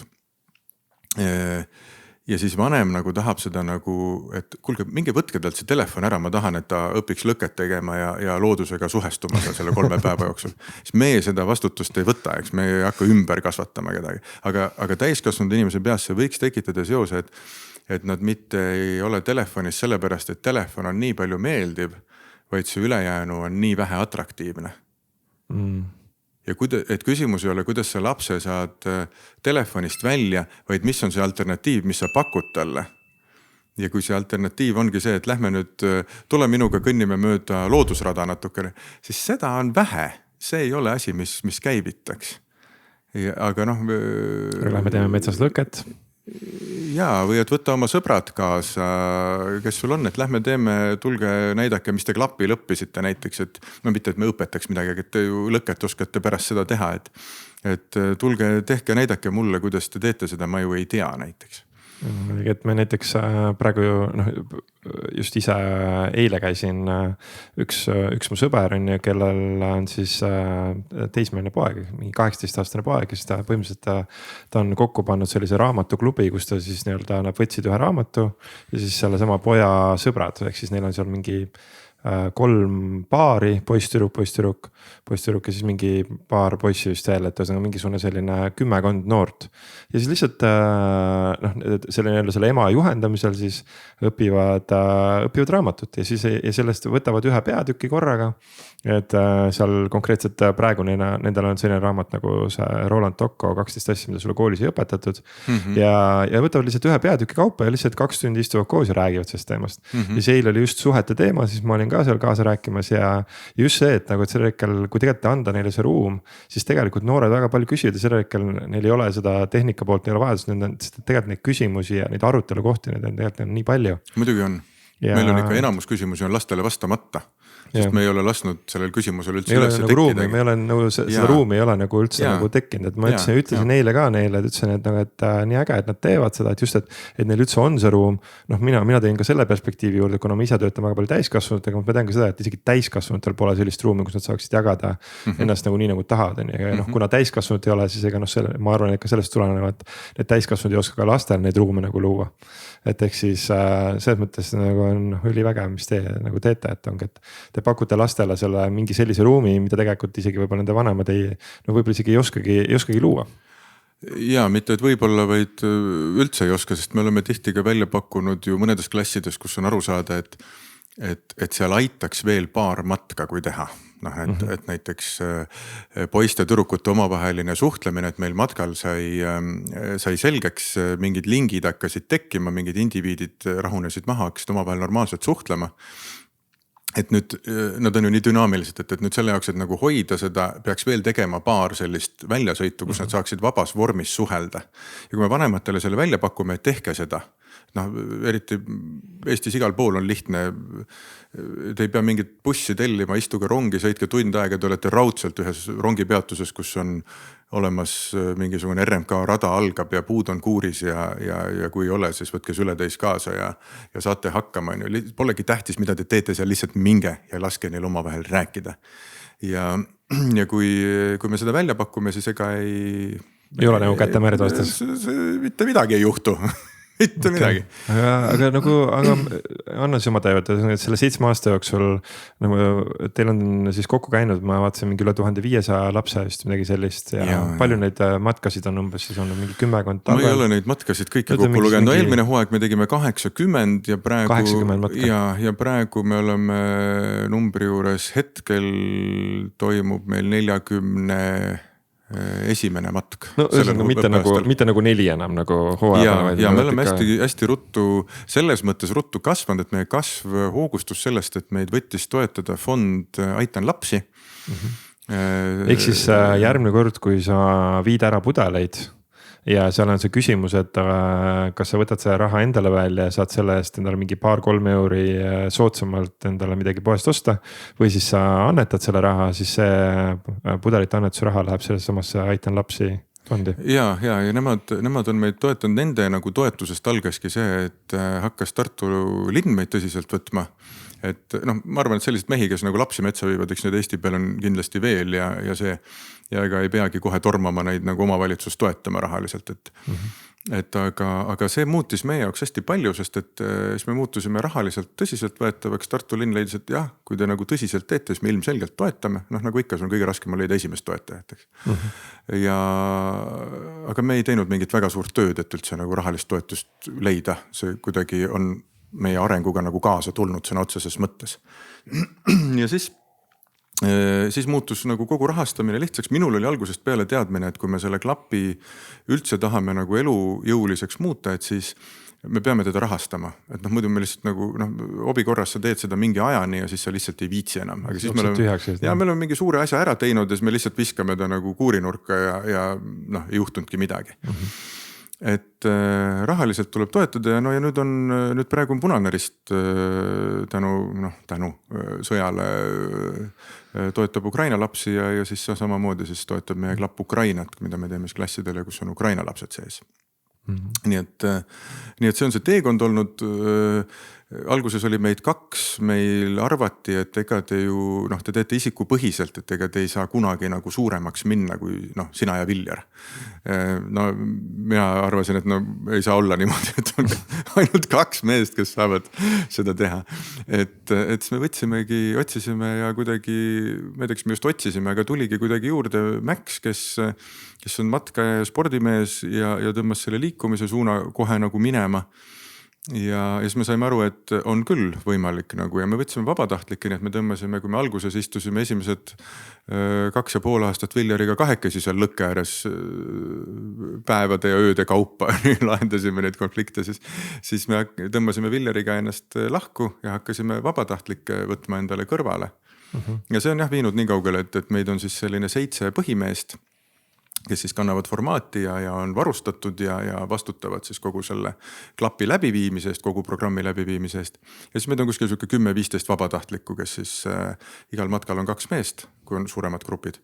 Praegu me oleme jõudnud ka sinna, et me teeme üksinda, kui on väiksemad grupid, aga siis alati üks teine metsaisa on nagu nii-öelda valves, et kui tundub, et grupis on nagu vaja sellist manpowerit juurde panna, siis ta süstib lihtsalt 2 tunni jooksul nagu metsa järgi. Aga lihtsalt, et kuna me ei saa mehi nii kiiresti metsaisaks. Selles mõttes, ma ise mõtlen ka nagu, et ma võin sinna rongi peale võin istuda ja sinna RMK majja ma jõuan ka kohale ja need puud ma leian sealt kuurist üles, aga nagu siis seal järgmisel hetkel on niimoodi, et mis nüüd edasi on. Et tõenäoliselt seal, et isegi ja mina ei ole ka kõige noorem veel, et mul on ka ikkagi kunagi mingi taust on nagu all, et mingid laagrid kunagi ja nii edasi. Et eks natukene peaks ikka meelde tuletama. Eks, et kui keegi tahaks nii-öelda nüüd jälle, et kui kedagi praegu nagu peaks hulluk kõnetama, mõtleb, et kuule, see tundub täiega äge mõte, tahaks näiteks tulla vabatahtlikuks võib-olla toetada, et mis on, aga mõtleb nagu, et ma ei tea, kas ma nüüd saaks hakkama. Et siis nii-öelda, mis see siis on, mis sealt siis nagu vaja oleks. Motivatsiooni, sisemist motivatsiooni on vaja. Ja siis mis on siis mingid esimesed asjad, mida seal siis nagu ise juurde õppida? See on lihtsalt sisemist motivatsiooni on vaja, et tule lihtsalt kaasa. Pane ennast niimoodi riidesse, et sa saad nagu 3 ööpäeva õues maja lähedal olla. Et see tundub nagu siit soojast ruumist vaadates, et see on jube keeruline. aga päriselt, kui sa paned ennast vastavalt riidesse, siis see ei ole mingisugune Eestis sihuke ületamatu asi, seda enam, et nagu köetud maja on seal kõrval ja lõke põleb meil platsi peal kogu aeg. Ja kõik ülejäänud oskused sa õpid seal koha peal lihtsalt, ega seal muud ei ole ja kui sa oled oskuseid hakkad õppima, siis sa paratamatult nagu hakkad ka teadmisi omandama. Ja kõige lõpuks, kui sul tekivad ka kogemused, siis sa oledki juba seal maal, kus sul hakkab oskuste, teadmiste ja kogemuste tasakaal ehk siis tarkus toimima. Aga see on tõesti mingi arv kordi peab seda tegema ja ega seal nagu jälle ei saa trepi astet nagu vahele jätta, et sa pead no, ma saan aru, et kuna neid retke on nii piisavalt palju, et siis neid kaasalöömishetke või kaasalöömisvõimalusi on piisavalt. Ja lihtsalt andke lihtsalt julgesti teada. Ma juba ette ütlen, et siiamaani on selliste üldiste üleskutsete peale tulnud, mis sa arvad, mitu meest on tulnud? No mitte väga palju võib-olla. No kui ma ei eksi, siis need on kindlasti olnud 2, äärmisel juhul 3. Ja ma olen seda välja öelnud Elmari raadiosaates Ikikai, ma olen seda öelnud õhtusaates, mis peaks olema nagu prime time, ainult mehed ja pereisad peaks vaatama seda. Ja siiamaani ei ole julgenud jah, et... No et kui nüüd keegi järgmine mees nagu keegi see teema kõnetab, siis ütled see, kuule, et ma kuulsin Täitsa Pekkis saatest ja siis vaatame nagu kui palju Täitsa Pekkis saates siis nagu seda kedagi kõnetas. Aga jah, aga siis selle peale sulle küsimus, et aga siis miks ei tule? Miks ei kõneta või mis seal siis see taga on? Sa pead nende käest küsima, kes ei ole tulnud. No aga ma küsin, et kui sa oled nüüd siis seal, et okei, et need on siis noh, mingil hetkel on siis kohal, miks need siis, okei, küsimus niipidi, miks need, kes on tulnud, miks nemad on tulnud? Et kui sul on see mingi vabatahtlik ütleb enne nii ja siis ja sa küsid ta käest, mis teed siin, miks sa tulid? See on üli äge fenomen, mulle tohutult meie metsaisad meeldivad kogu oma selles arenguastmes, kus nad parasjagu on. Ja üldiselt tulevad nad täpselt nagu samadel põhjustel, nagu me ise Villeriga alustasime. Minu lugu oli selles, et ma läksin pankrotti, siis ma lahutasin, siis ma läksin uuesti pankrotti sama äriideega majanduskasvu tingimustes. Et no ikka nagu elu ei andis nagu kõik... Siis sul on veidi pekki läinud mõned asjad. Miks veidi? Ikka täitsa pekki, et kui sa ei loe neid nagu suuri silte, et ära sõida sinna suunda, siis sa ikkagi nagu ja ikka sõidad edasi, no siis ongi, mina ikkagi käisin ära depressiooniraja ja see klappindus nagu kuskil seal samal ajal ka algas. Ehk et ta oli täitsa nagu selline teraapia vorm mingis mõttes see metsa minemine laste käest. No lapsed toovad sul alati midagi uut, sa oled 3 päeva nagu täiesti, fookus on nagu täiesti mujal on ju see nagu... See hetkel ei ole aega oma murede peale mõelda. Üldse mitte. Lihtsalt oht on muidugi selles, et grupp hakkab sulle peegeldama seda, mida sa ise parasjagu oled. Et kui sa oled kurb, siis sul on kurb grupp ka. Aga kui sa vähegi suudad nagu rõõmsaks ennast teha, siis on rõõmus grupp ka. Ja kummalisel kombel, ja see on jumala tõsi, see on psühholoogias ka teada üleminek, on selle käitumise üleminek, on selle nimetus. Ja et grupp kannab sulle soovkäitumist üle ja sina kannad neile soovkäitumist üle ja omakorda grupp kannab veel ühe korra üle. No ühesõnaga, ärme sinna lähe. Aga et need mehed, kes on tulnud, on samamoodi eluotsingul, noh nagu keskea see või nüüd juba ka siis mitte ainult keskealised mehed, või ma ei tea, kus see keskiga meil täna on üldse. Kui vanaks Eesti mees elab, tervelt elatud eluiga oli vist 53 aastat või? No ma olen praegu 42 ja ma pean ikkagi ennast nooreks olla, nii et mul ei ole veel tunnet, et ma keskikaga... Ma ei mõtlema, et kui on tervelt elatud eluiga on 53, siis keskealine peaks olema ju 25 umbes või? No, ma ei tea, aga ma ei ole nõus. Ma ei tea, sina ei tundu ka mulle keskealine, sa tundud nagu selline, et sa hakkad nagu hoogu üles saama nagu praegu. Ja ma ilmselt hakkangi jah, sest et ma olen nüüd kõik valed asjad olen ära teinud ja viimased mis ma siis ütlen, et 7 talve metsa ja nendest esimesed 3-4 on olnud nagu selline enesega toime tulemise aeg, eks et. et praegu olengi okei, ehk siis tegelikult on nagu see, mis ma praegu siit kõlama jääb, on see, et meestel on ikka nagu see mingis mõttes, et no ma pean ikkagi olema valmis, ma pean ikkagi olema, noh, ma pean ikkagi endaga enne ikkagi palju tööd tegema ja ma pean ikkagi olema siis selline, pean ise olema nii-öelda see oma ettekujutustest ettekujutatav selline ideaalne eeskuju, enne kui ma võin üldse nagu midagi teha, on ju, et ehk siis noh, see on meil kõigis eluvaldkondades tegelikult tihtipeale see takistav asi, mis takistab meil midagi tegemist. Ja kummalisel kombel mehed on ka, kui ma olen nagu noh, niimoodi üks ühele kutsunud, et kuule, et sa sobiks ja tule ja mõned ju teavad ka, mida me teeme, siis nad on löönud põnnama selle ees, et ma ei tea sellest asjast midagi. Sest kuule, sa ei peagi midagi teadma, sa lihtsalt tule vaata, mis toimub. Aga kuidagi me oleme selles mõttes ka ikka arenenud nagu üsna julgelt kaugele, et me seal räägime tunnetest ja no palju Eesti mehel nagu, kui sa hakkad rääkima tunnetest, noh siis ongi 2 tunnet, üks on see täitsa pekkis, mida me siin teeme, ja teine on päris okei. et aga ja siis seal vahel natukene hallikam ja natukene valgem. Ja see päris okei on nagu, seda saab 2 moodi öelda, et on nagu päris okei või siis on nagu ei, täitsa okei on praegu. et ja siis on mängid hääletooniga, mängid selle, et siis vastavalt sellele on natuke parem või kehvem. Just, et me ei tunne oma neid tundeid ära ja see on põhjus, miks meie hakkasime tunnetega, me osime tunnetekaardid, Viljar tõi tunnetekaardid sisse ja hakkas neid nagu omamoodi kasutama, mina kasutan omamoodi, nüüd meil on kõigil metsaisadel on tunnetekaardid, ise õpime nagu endas ka nagu aru saama, et kas see on eristama seal, ma ei tea, üles otsima näiteks, milline on häbitunne ja no mingid selliseid noh ikka nagu keerulisi asju, mida me oleme meestena harjunud viskama sinna kasti, kus on asjad, see ei loe. Varius. Ja see ei loe. See ei loe. ja siis sõidame nagu täiskiirusel edasi, aga tunded on meil ju vajalikud sellepärast, et tunded annavad teada meie vajadustest. Ja kui sa ei tea oma vajadustest, siis sa nagu sõidadki, noh nagu minagi, ikka mitu korda vastu seina, enne kui sa saad aru, et ei, et see on ikka nagu täiesti vale suund, eks. Nii et ja need mehed, kes meil on kambas, neile on tähtis esitada küsimusi, miks nii on, kuidas ma siit edasi saan minna, mis see süsteemne vaade on, kuhu see süsteemi asetub. Ja kui need küsimused on olemas, nagu esoteerias öeldakse, kui sul küsimus juba on, siis vastus on juba olemas. Et aga jah, mehed pigem kardavad tulla ja ma arvan, et või kui nagu tunnetuslikult öelda, siis see hirm on ikkagi selles, et ma pean enda sees hakkama tegelema nende teemadega, mis on mulle haiget teinud ja ma olen õppinud neid vältima.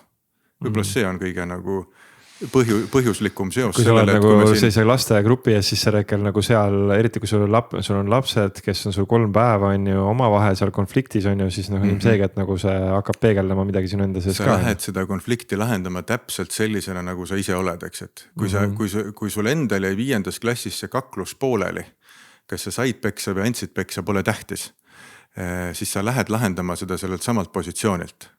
Esimene kord kindlasti.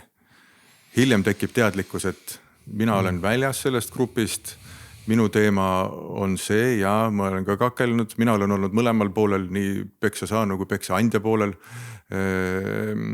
Ma suudan selle nagu arusaadavaks teha, hinnata olukorra ohtlikkuse, vaadata, mis on see lugu seal taga, hakata seda lugu lahendama. Meil on seal mingid metoodikad, mida me kasutame, üks on taastav õigus näiteks.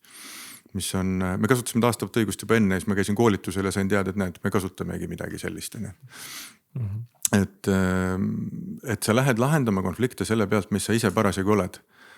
Ja kui sa nüüd tõstad selle sama asja näiteks mehe pereelusse, siis me lähme ju perekonflikte tihti mehena nagu, meie teadlikkus on ju kust kohast meie vanemad, meie isa, ema, noh heal juhul vanaisad.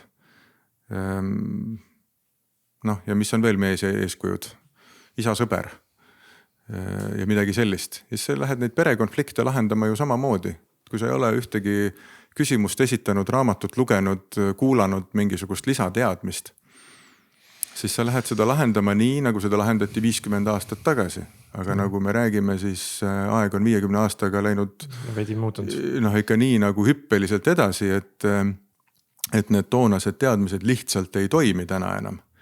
Ja me olemegi ilmselt väga tugevalt selline ülemineku põlvkond, kus meil ongi nagu üks jalg on mingis kommunistlikus sõjajärgses keerulises autoritaarses ühiskonnas ja teisel pool on siis nagu vabadustunded, kõik selline miks te üritate selle kahe vahel siis seda nagu ühenduslüli seal kuidagi nagu luua või kuidagi selle vahel? Aga mida siis ütleksid nendele meestele, kellel on nagu täpselt see sama üleval, mis sa siin räägid, on ju, et ongi see hirm, et no, mis siis, kui ta toob mul mingeid asju üles, miks võiks seda ikka valida, et miks siis ikkagi, miks see on nagu väärt seda miks on väärt nende asja otsa? Meestel peab olema mingi loogika, neil peab olema mingi taipamine või mingi arusaam, et okei, et noh, ja küll, et ma panen ennast siia sellesse mingisse olukorda praegu.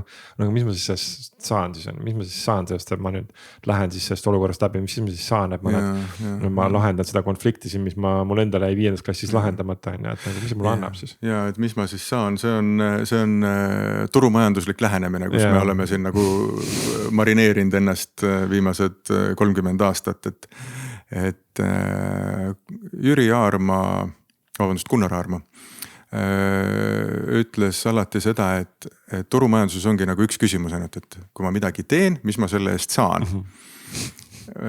Tema vaates oli maailmapilt laiem, on küsimus, et kes ma olen, kust ma tulen ja kuhu ma lähen.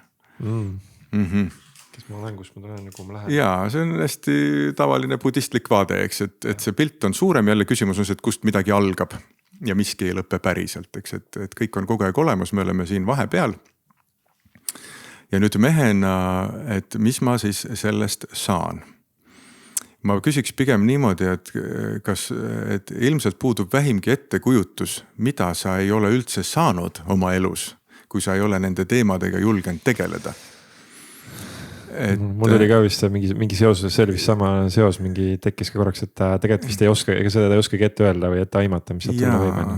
Hakka võtma, psühholoogias me teame, et see hääl, kuidas meie vanemad meiega või ka õpetajad meiega räägivad, siis sama hääl räägib meiega elu lõpuni. Mingites olukordades isa hääl ütleb, et kuule ei jäta oma jalanõusud sinna niimoodi või ema ütleb, et köögis ikkagi tuleb puhtust hoida, mingid siuksed laused.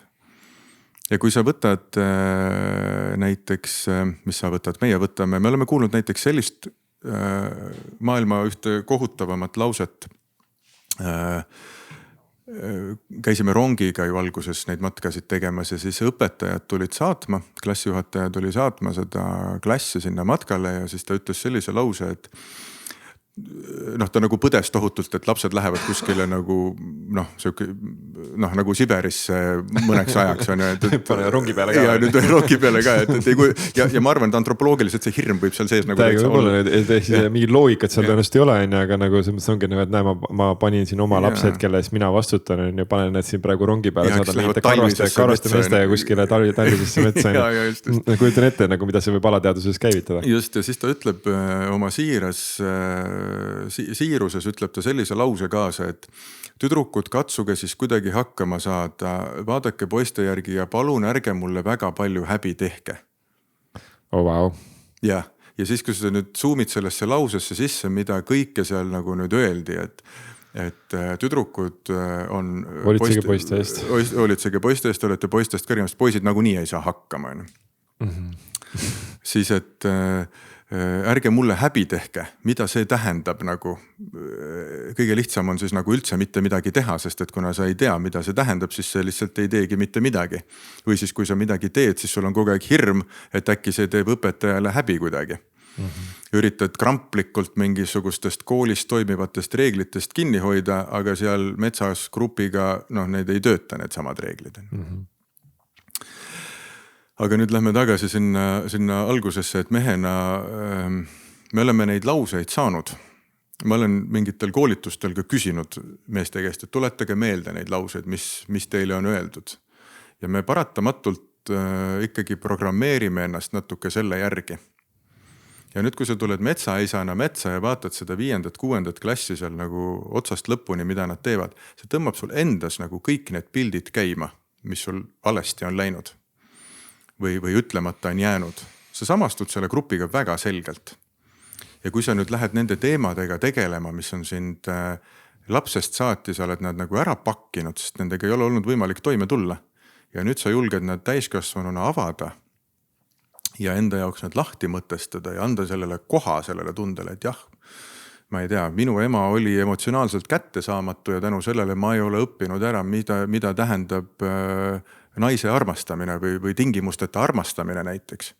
Siis ma lihtsalt lepin sellega ja panen selle sinna ära ja hakkan vaatama, kuidas see võiks käia elus edasi.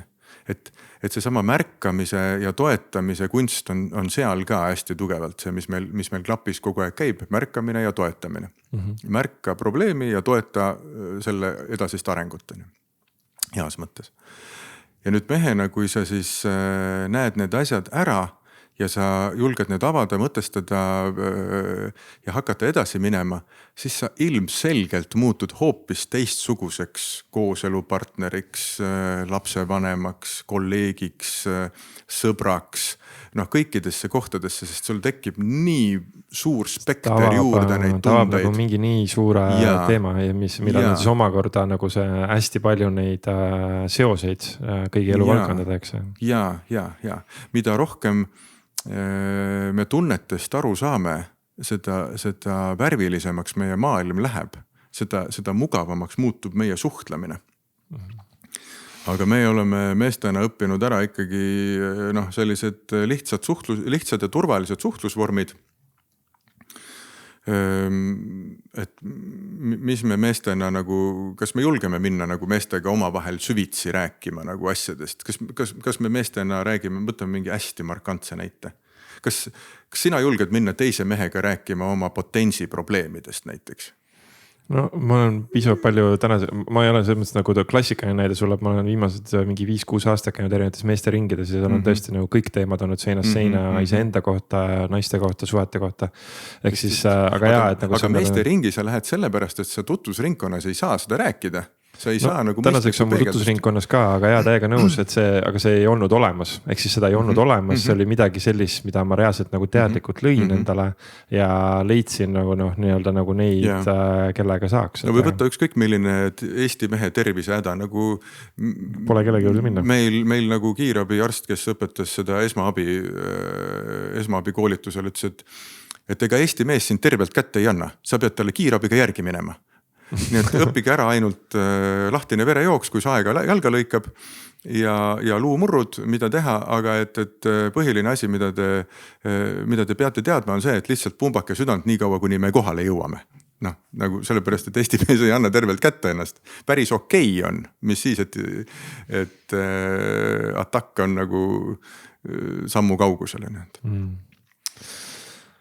Okei, kuule väga äge see ring on juba peale praegu tehtud, et tahaks korraks nagu võtta mingi sellise lühikese fookuse, et kui sa proovid korra tajuda, et mis on see mingi sõnum, mille sa oled andnud siis vanematele tagasiside ringides ja just, et kui võtame selle klapp 1, 2, 3 on ju, et ongi, et kui sa mõtled korraks algklasside õpilaste peale, mõtled selle 5. 6. klassi peale ja mõtled nende 7, 8 nagu nende teismeliste peale, et mis on nagu nende iga selle grupi puhul olnud selline mingi peamine sõnum või mingisugune selline peamine nagu selline võib-olla üleskutse selle vanuse kohta nendele vanematele, kellele sa siis selle ikka seda, see ennem ütlesid edasisidet on ju, et just edasisidet nagu annad. Et mis on nagu nende erinevate vanusegruppide puhul olnud selline läbiv mingi teema, mis võiks olla midagi sellist, mis võiks praegu, ongi, kui keegi kuulab on ju, ta ütleb, et näe, mul on praegu algklasside laps on ju, siis võiks nagu öelda, et okei, et see on nagu mingi asi, mis on päris paljude algklasside lastel näiteks teema ja või 5. 6. klass, see võiks olla midagi, mille peale tähelepanu, teismeedet mingi see. No seal esimese kooliastme vanemad, ma arvan, et see põhiasi on see, et käib mõistlikult lapsega koolis kaasas. Nagu ülekantud tähenduses, mitte see, et mine sinna koolitundi temaga istuma. aga teistpidi seletada on lihtsam, et me kipume andma lapsed üle kooli ukse, et lasteaias on ta tähtis, et seal on see lapse areng ja siis ma käin ja panen ta riidesse ja võtan ta sealt ja aga et kui ma kooli viin, siis ma annan ta nagu üle ukse ära ja nüüd kool õpetab ta lugema, kirjutama ja arvutama ja sealt kõik hakkab edasi ise juhtuma ja kõik ongi hästi, nüüd ta on juba suur, ta käib koolis. Ja me kaome sealt pildilt ära. Samal ajal on lapsel need esimesed 4 klassi ongi ju okei, seal on klassijuhataja nagu kasvataja ja hoolitseb hästi niimoodi tähelepanelikult ja kõik on. Aga me ei tohi lapsevanemana nagu ära kaduda sealt tagant, öelda, et ta on nüüd suur ja ta saab ise hakkama, et käib koolis ja siis ta läheb pärast seda trenni ja siis me õhtul näeme ja siis me oleme juba söögilaua taga juba võrdsed, et kuidas sul päev läks, mul oli raske päev töö juures, kuidas sul läks, sul oli ka raske päev, no selge on ju, siis on korras, võime magama minna on ju. Õpitud on, selge, tšau. Et olge seal nagu tähelepanelikult kaasas sellega, mis tal nagu toimub ja te ei saa seda lapse käest küsida, sest ta ei oska seletada seda. Suhelge klassijuhatajaga, suhelge kooliga, suhelge teiste vanematega, suhelge teiste vanematega. See on ühes klassis. See on nagu allsüsteem, te kõik olete selles samas klassis, peate suhtlema oma vahel. Ehk siis vanematel võiks tegelikult oma vahel olla mingi suhtlusring. Ideaalis võiks olla, iga pühapäev võiks kokku saada ja laulda halleluuja. Või lihtsamad asjad, tüdrukute grupi vanemad, kutsuge need tüdrukud enda juurde, tehke pannkoogi hommikuid, poisid. Samamoodi, ma ei tea, tehke pannkoogi hommikuid, käige metsas, tehke linna orienteerumist. Ärge minge kinno, ärge minge kuskile spaasse. Seal ei toimu suhtlust, seal ei toimu midagi, see on sulle endale mugav koht või kui sa kinno lähed. See, et nagu sa lähed sinna kohale ja siis sa jällegi vaata, sa annad justkui selle vastutuse ära sellele ruumile, et nüüd mine lõbusta ennast ise siin ruumis on ju versus see, et ise nagu lastega koos teha. Just. Täiega see väga resoneerub minu enda kaasa, ma näen, et ongi, ma olen vajutab väga tugevalt nagu neid kohti just, et kus ei tee koos lastega, et ja tuletab meelde kõik need kohad, kus ma nagu näinud, vaatad need teisi isasid, kes teevad asju kooseks. Ja selle esimeses astmes veel see ka, et see mäng, hoidke perekonnas alles need ühised mängimised, õhtuti aliase mängimine, see on nii mitmel tasandil nii õige asi. Lapsed ei oska seletada asju enam. Sest me suhtleme pöialdega või nemad suhtlevad pöialdega emotikonides ja kui neil on vaja midagi kirjeldada näiteks või võrdle näiteks laulusõnu, mis olid 30 aastat tagasi ja mis on praegu. Et kui primitiivseks nagu läheb järjest, primitiivsemaks. Et sellised mängud aitavad seda, igasugused, need ei pea olema keerulised mingid asjad, lihtsalt seltskondlik koos viibimine, koos tegutsemine, telefonid ära ja see on sul nagu lapsevanemana viimane aeg teha need rutiinid, kus perekond päriselt koos suhtleb ilma telefonideta ja ei räägita logistikast, vaid nagu päriselt mängitakse koos, ollakse tähelepanuga koos ühe asja juures. See on ülioluline, sest et nüüd see järgmine kooliaste, see klapp 2, mida meie siis nimetame, see 5, 6, 7, 8, no ütleme, et siis 5, 6 klass, hoia seal fookus sellele, et lase tal kogeda ja kui ta tuleb oma ebamugava kogemusega koju, siis mitte ära reageeri, vaid kuula, mida ta räägib. Me lähme kohe lahendama neid asju, aga me ei tea üldse, milles see asi on. Sest me lahendame enda asja tegelikult, mitte tema. Siis nii kui tema midagi ütleb, siis meil endal käivitub see mingid oma seosed, me juba arvame, et me teame. Ja see on juba react, aga oleks vaja respondida. Ehk siis respond, ehk siis reageerimine versus siis vastamine. Ja eesti keeles ei ole nagu kahte eraldisena konteksti järgi, siis et ühe puhul sa nagu lähed selle situatsiooniga kaasa, teisel juhul sa jääd vaatlejaks, kuulad, mida ta räägib. Et kui rääkimine enam ei aita, siis peaks kuulama. On mingi sükene äge. Ja hoia sidet, hoia lapsega sidet selles vanuses, et see sama, et kui sa esimeses kooliastmes oled nagu selle mängimise traditsiooni ja koos tegemise traditsiooni ja telefonid ära traditsiooni nagu kuidagi suutnud luua, siis seal vanuses see annab hästi palju sulle juurde, sest et siis seal mängus sees sa hakkad kuulma, mida ta nagu päriselt kuskil kardab või päriselt, mille üle ta rõõmustab. Ja see on ka esimene koht, kus sa pead hakkama aktsepteerima, et ta hakkab minema mingit oma suunda. Et ta ei ole sina. Mulle üks vene mees väga ägedalt tagasisides, et ma rääkisin ka sellest, et noh, et te peate koos tegutsema. No mul kõik olemas, seal suusk olemas, ratas olemas, kõik vesi, lauad, asjad, aga poiss kurat luru, sa ei taha kuhugi minna.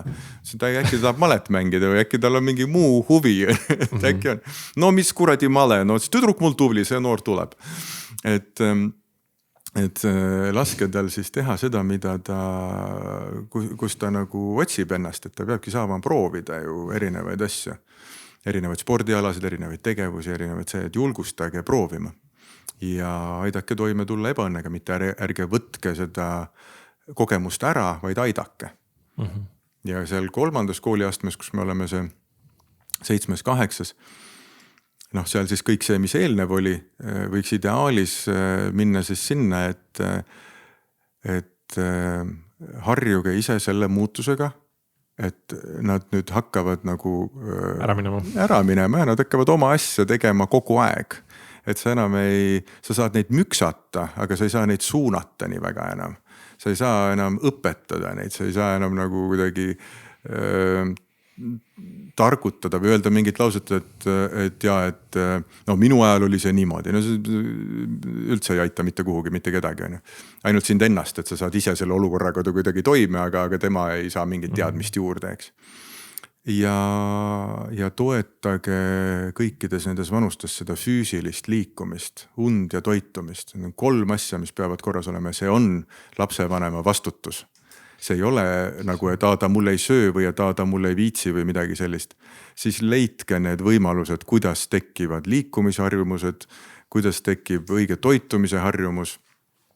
Mul endal 2 poega on kasvanud samamoodi. Ma tean, et külmkapp võib olla süüa täis, aga see on ikkagi diivanist väga kaugel, see külmkapp. Et peab nagu aitama seda kuidagi seal vahepeal. Ja üle hoolitseda ei tohi. Ja uni, ma arvan, et koolid on täis üleväsinud lapsi.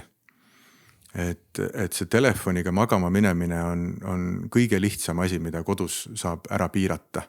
Ja seda tuleb teha, sest lapsed ei tule toime sellise struktuuri loomisega. See ongi lapse vanema ülesanne. Hoia struktuuri, ära hoolitse üle ja lase tal kogeda. Väga lihtne sõnades.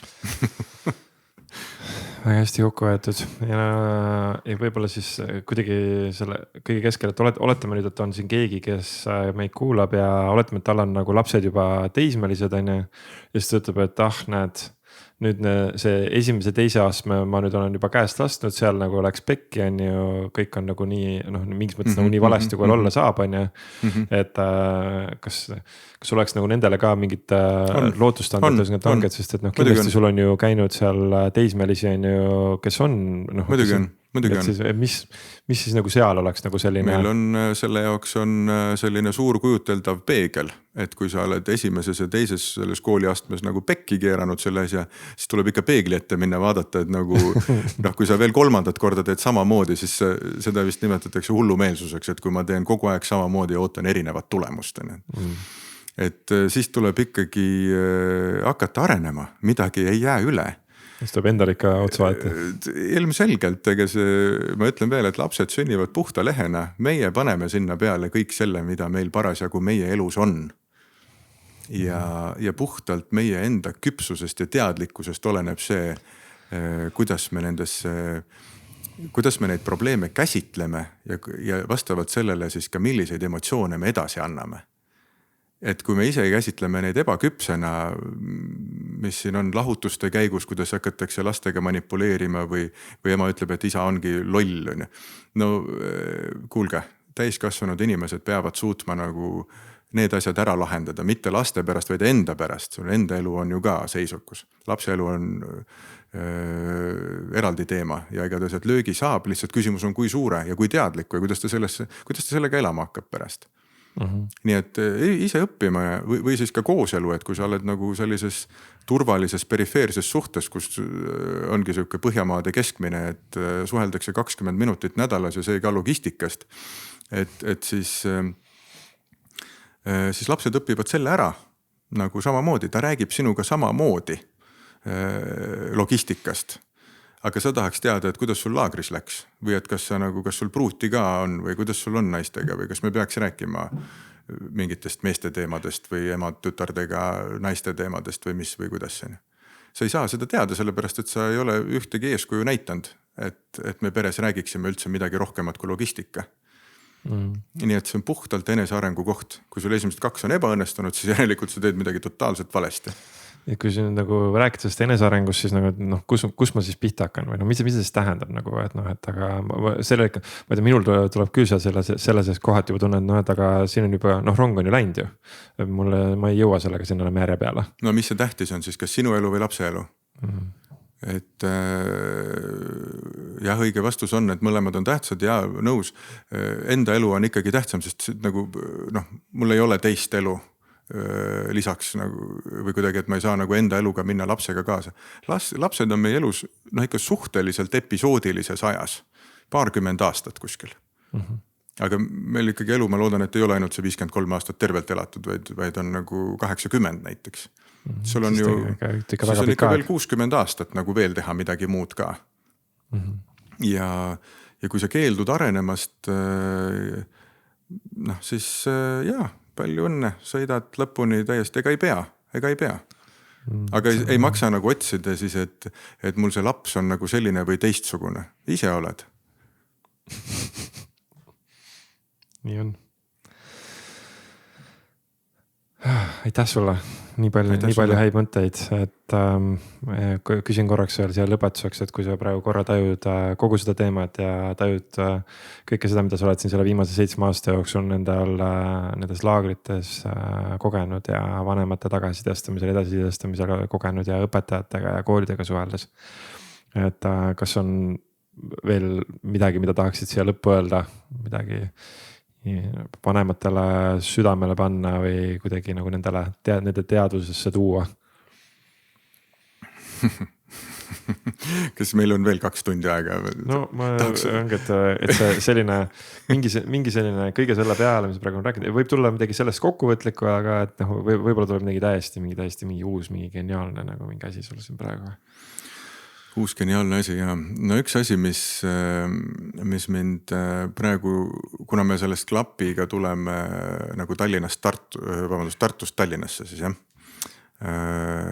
Siis Tallinna koolide suhtumine on hästi värskendav, sest Tartus meid teatakse, usaldakse, me ei pea nagu hakkama sellest peale, et me oleme need mehed ja siis me teeme seda ja kuidagi, et juba on, aga Tallinnas ei ole seda teadmist ilmselgelt. Ja siis tulevad need värskendavad küsimused. Ja seal on üks allhoovus on selles, et kuna koolid on justkui ikkagi teaduspõhised asutused, siis nad eeldavad, et kõik programmid, mida nad kasutavad, on ka teaduspõhised. Meie ei ole teaduspõhine programm. Kuigi selliseid sekkumispõhiseid seiklusmatkasid maailmas on, ega me ei ole mingid ainsad. Et reeglina täiskasvanutele. Me võiks viidata nagu mitmetele sellistele erinevatele meetoditele, mida kasutatakse näiteks integratsioonis või konflikti lahenduses, see on täpselt meie asi, et me võtame inimesed mugavuskeskkonnast välja, paneme nad kuskile uude keskkonda ja kohustame neid saavutama ühist eesmärki. No meil klappis söögi tegemine näiteks. Selliseid osasid on, või siis näiteks seesama, et kui on konflikt olnud, siis me lahendame seda restorative practice ehk siis taastava õiguse põhimõttel. Või et tunnetekaardid, et me ei saa seal nagu midagi väga puusse panna, kui me nagu neid tundeid hakkame lahti võtma. Sest meie eesmärk ei ole mitte nagu tundeid õpetada tundma, vaid meil eesmärk on näidata seda, et kõikide asjadega on seotud tunded ja tunne, et sa pead nagu arvestama, et sul on tunded ja sa pead märkama neid. Ja võt sellised asjad. Aga ei ole sellist terviklikku teaduspõhisust selle asja taga. Ja see on koht, kus ma saan kooli veenda ainult nagu sellise isikliku sarmiga, et see Tallinnas ju see ei loe, et kuule meil Tartus toimib. Teate, seal Tartus võib teil toimida mis iganes. Aga siin Tallinnas meil on hoopis teistsugused inimesed. Ma ise olen ka Pirita keskkooli lõpetanud tegelikult. Et ja ma siiralt nagu sooviks seda, et kui te ei mõista nagu klappi koolina, lapsevanemana, siis oleks väga tore, kui seda ka nagu hukka ei mõista kohe. Et et see on nagu mingi siuke mõttetu asi, sest seal ei ole teaduspõhisust taga. Meil on väga palju teaduspõhiseid programme, mis üldse ei tööta. Võiks samamoodi vastu öelda. Aga kuna mina olen hariduselt põllumees, on ökonomist, siis mul ei ole õigust isegi seda öelda, eks. Nii et jaa, ma arvan, et kui tahta midagi nagu avatusele siis. Jaa, kui tahta midagi öelda, siis nagu vähemalt nagu kuulake ära, mõelge kaasa ja kui on vähegi julgust tekib, et siis lihtsalt proovige. Vaadake, mis see, meil ei ole olnud ühtegi sellist ebaõnnestumist, kus nagu lapsed oleks saanud tohutu psüühilise siukse draama endale eluks ajaks kaasa ja mitte kunagi enam ei ole nõus ühegi mehega nagu metsa poolegi vaatama või et mõni lapsevanem oleks saanud nagu väga, väga raskesti haiget kuskil tagasiside koosolekul või midagi sellist, et me pigem, meie eesmärk ei ole ju midagi ära lahendada, me tahame esile tuua lihtsalt valupunkte ja neile tähelepanu juhtida. Ja sealt edasi on iga ühe valik, kuidas ta siis hakkab minema seda teed. Lapsevanem ühtemoodi, kool teistmoodi. Enne kõike muidugi lapsevanem võiks minna. Ja nii et jah, et lihtsalt kuulake ära ja kui tundub põnev, siis katsetame ja kui ei tundu põnev, no siis lähme laiali ja ei juhtugi midagi. See kõlab täiega hästi. Ehk siis kas siis lapsevanemana või koolist, kui keegi praegu kuulab, et siis klapp ja mis see veebileht oli kooson.ee kooson.ee, et sealt leiab rohkem informatsiooni teie kohta. Et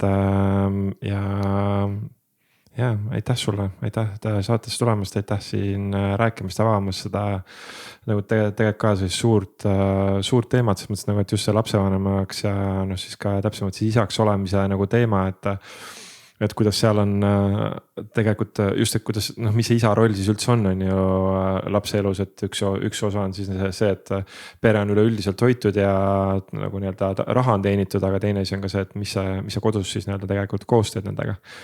Et aitäh, et sa oled selles teemas eeskujuks ja kaasad ka teisi mehi ja avaldad see maailma ja mul on hea meel, et sellel programmil on omad toetajad ja et täiega soovin jõudu ja jaksu selles tegemistes. Suur aitäh.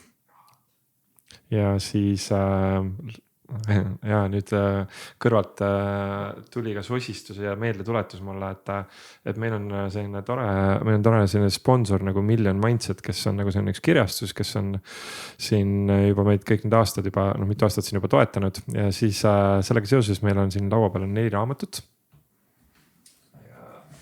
Et vaata korraks, et anname ühe neist sulle siis kingituseks kaasa, et lase korraks silma pilgud üle, et vaata, milline neist võiksin praegu kõnetada.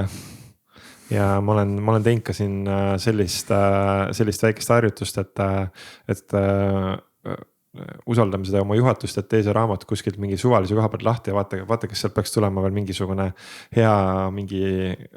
hakkab kohe silma mingisugune hea lause. Ja muidugi, see raamat on Leia oma miks ja see lause juba on siin tagakaanel väga selgelt kirjas. Püüdes leida õnne või edu valemit, keskenduvad väga paljud inimesed või organisatsioonid sellele, mida või kuidas teha. Kestva edu, õnne ja rahulolu tunde taga on aga peamiselt elamine ja tegutsemine kooskõlas oma miksiga. Meie samamoodi otsime oma miksi taga kogu aeg seal lastegruppide seest ja see ongi, nagu ma ütlesin, et kui sul on küsimus, siis sul juba on vastus ka, eks. Väga hea, et eks siis see oli lihtne valik praegu. Väga. Kuule, super, aitäh sulle ja siis kõik, kes ka, et Million Mindsetil million.ee lehel täitsa pekis koodiga saab häid raamatuid 10% soodsamalt ka, et tasub täitsa otsida sealt. Aga siis Palbo, aitäh sulle, aitäh saatest tulemast ja täiega mõnus päev hetke ja palju õnne sünnipäevaks, ma arvan, see nädal on sünnipäev tulemas. Et siis selle puhul ka siis. Suur aitäh.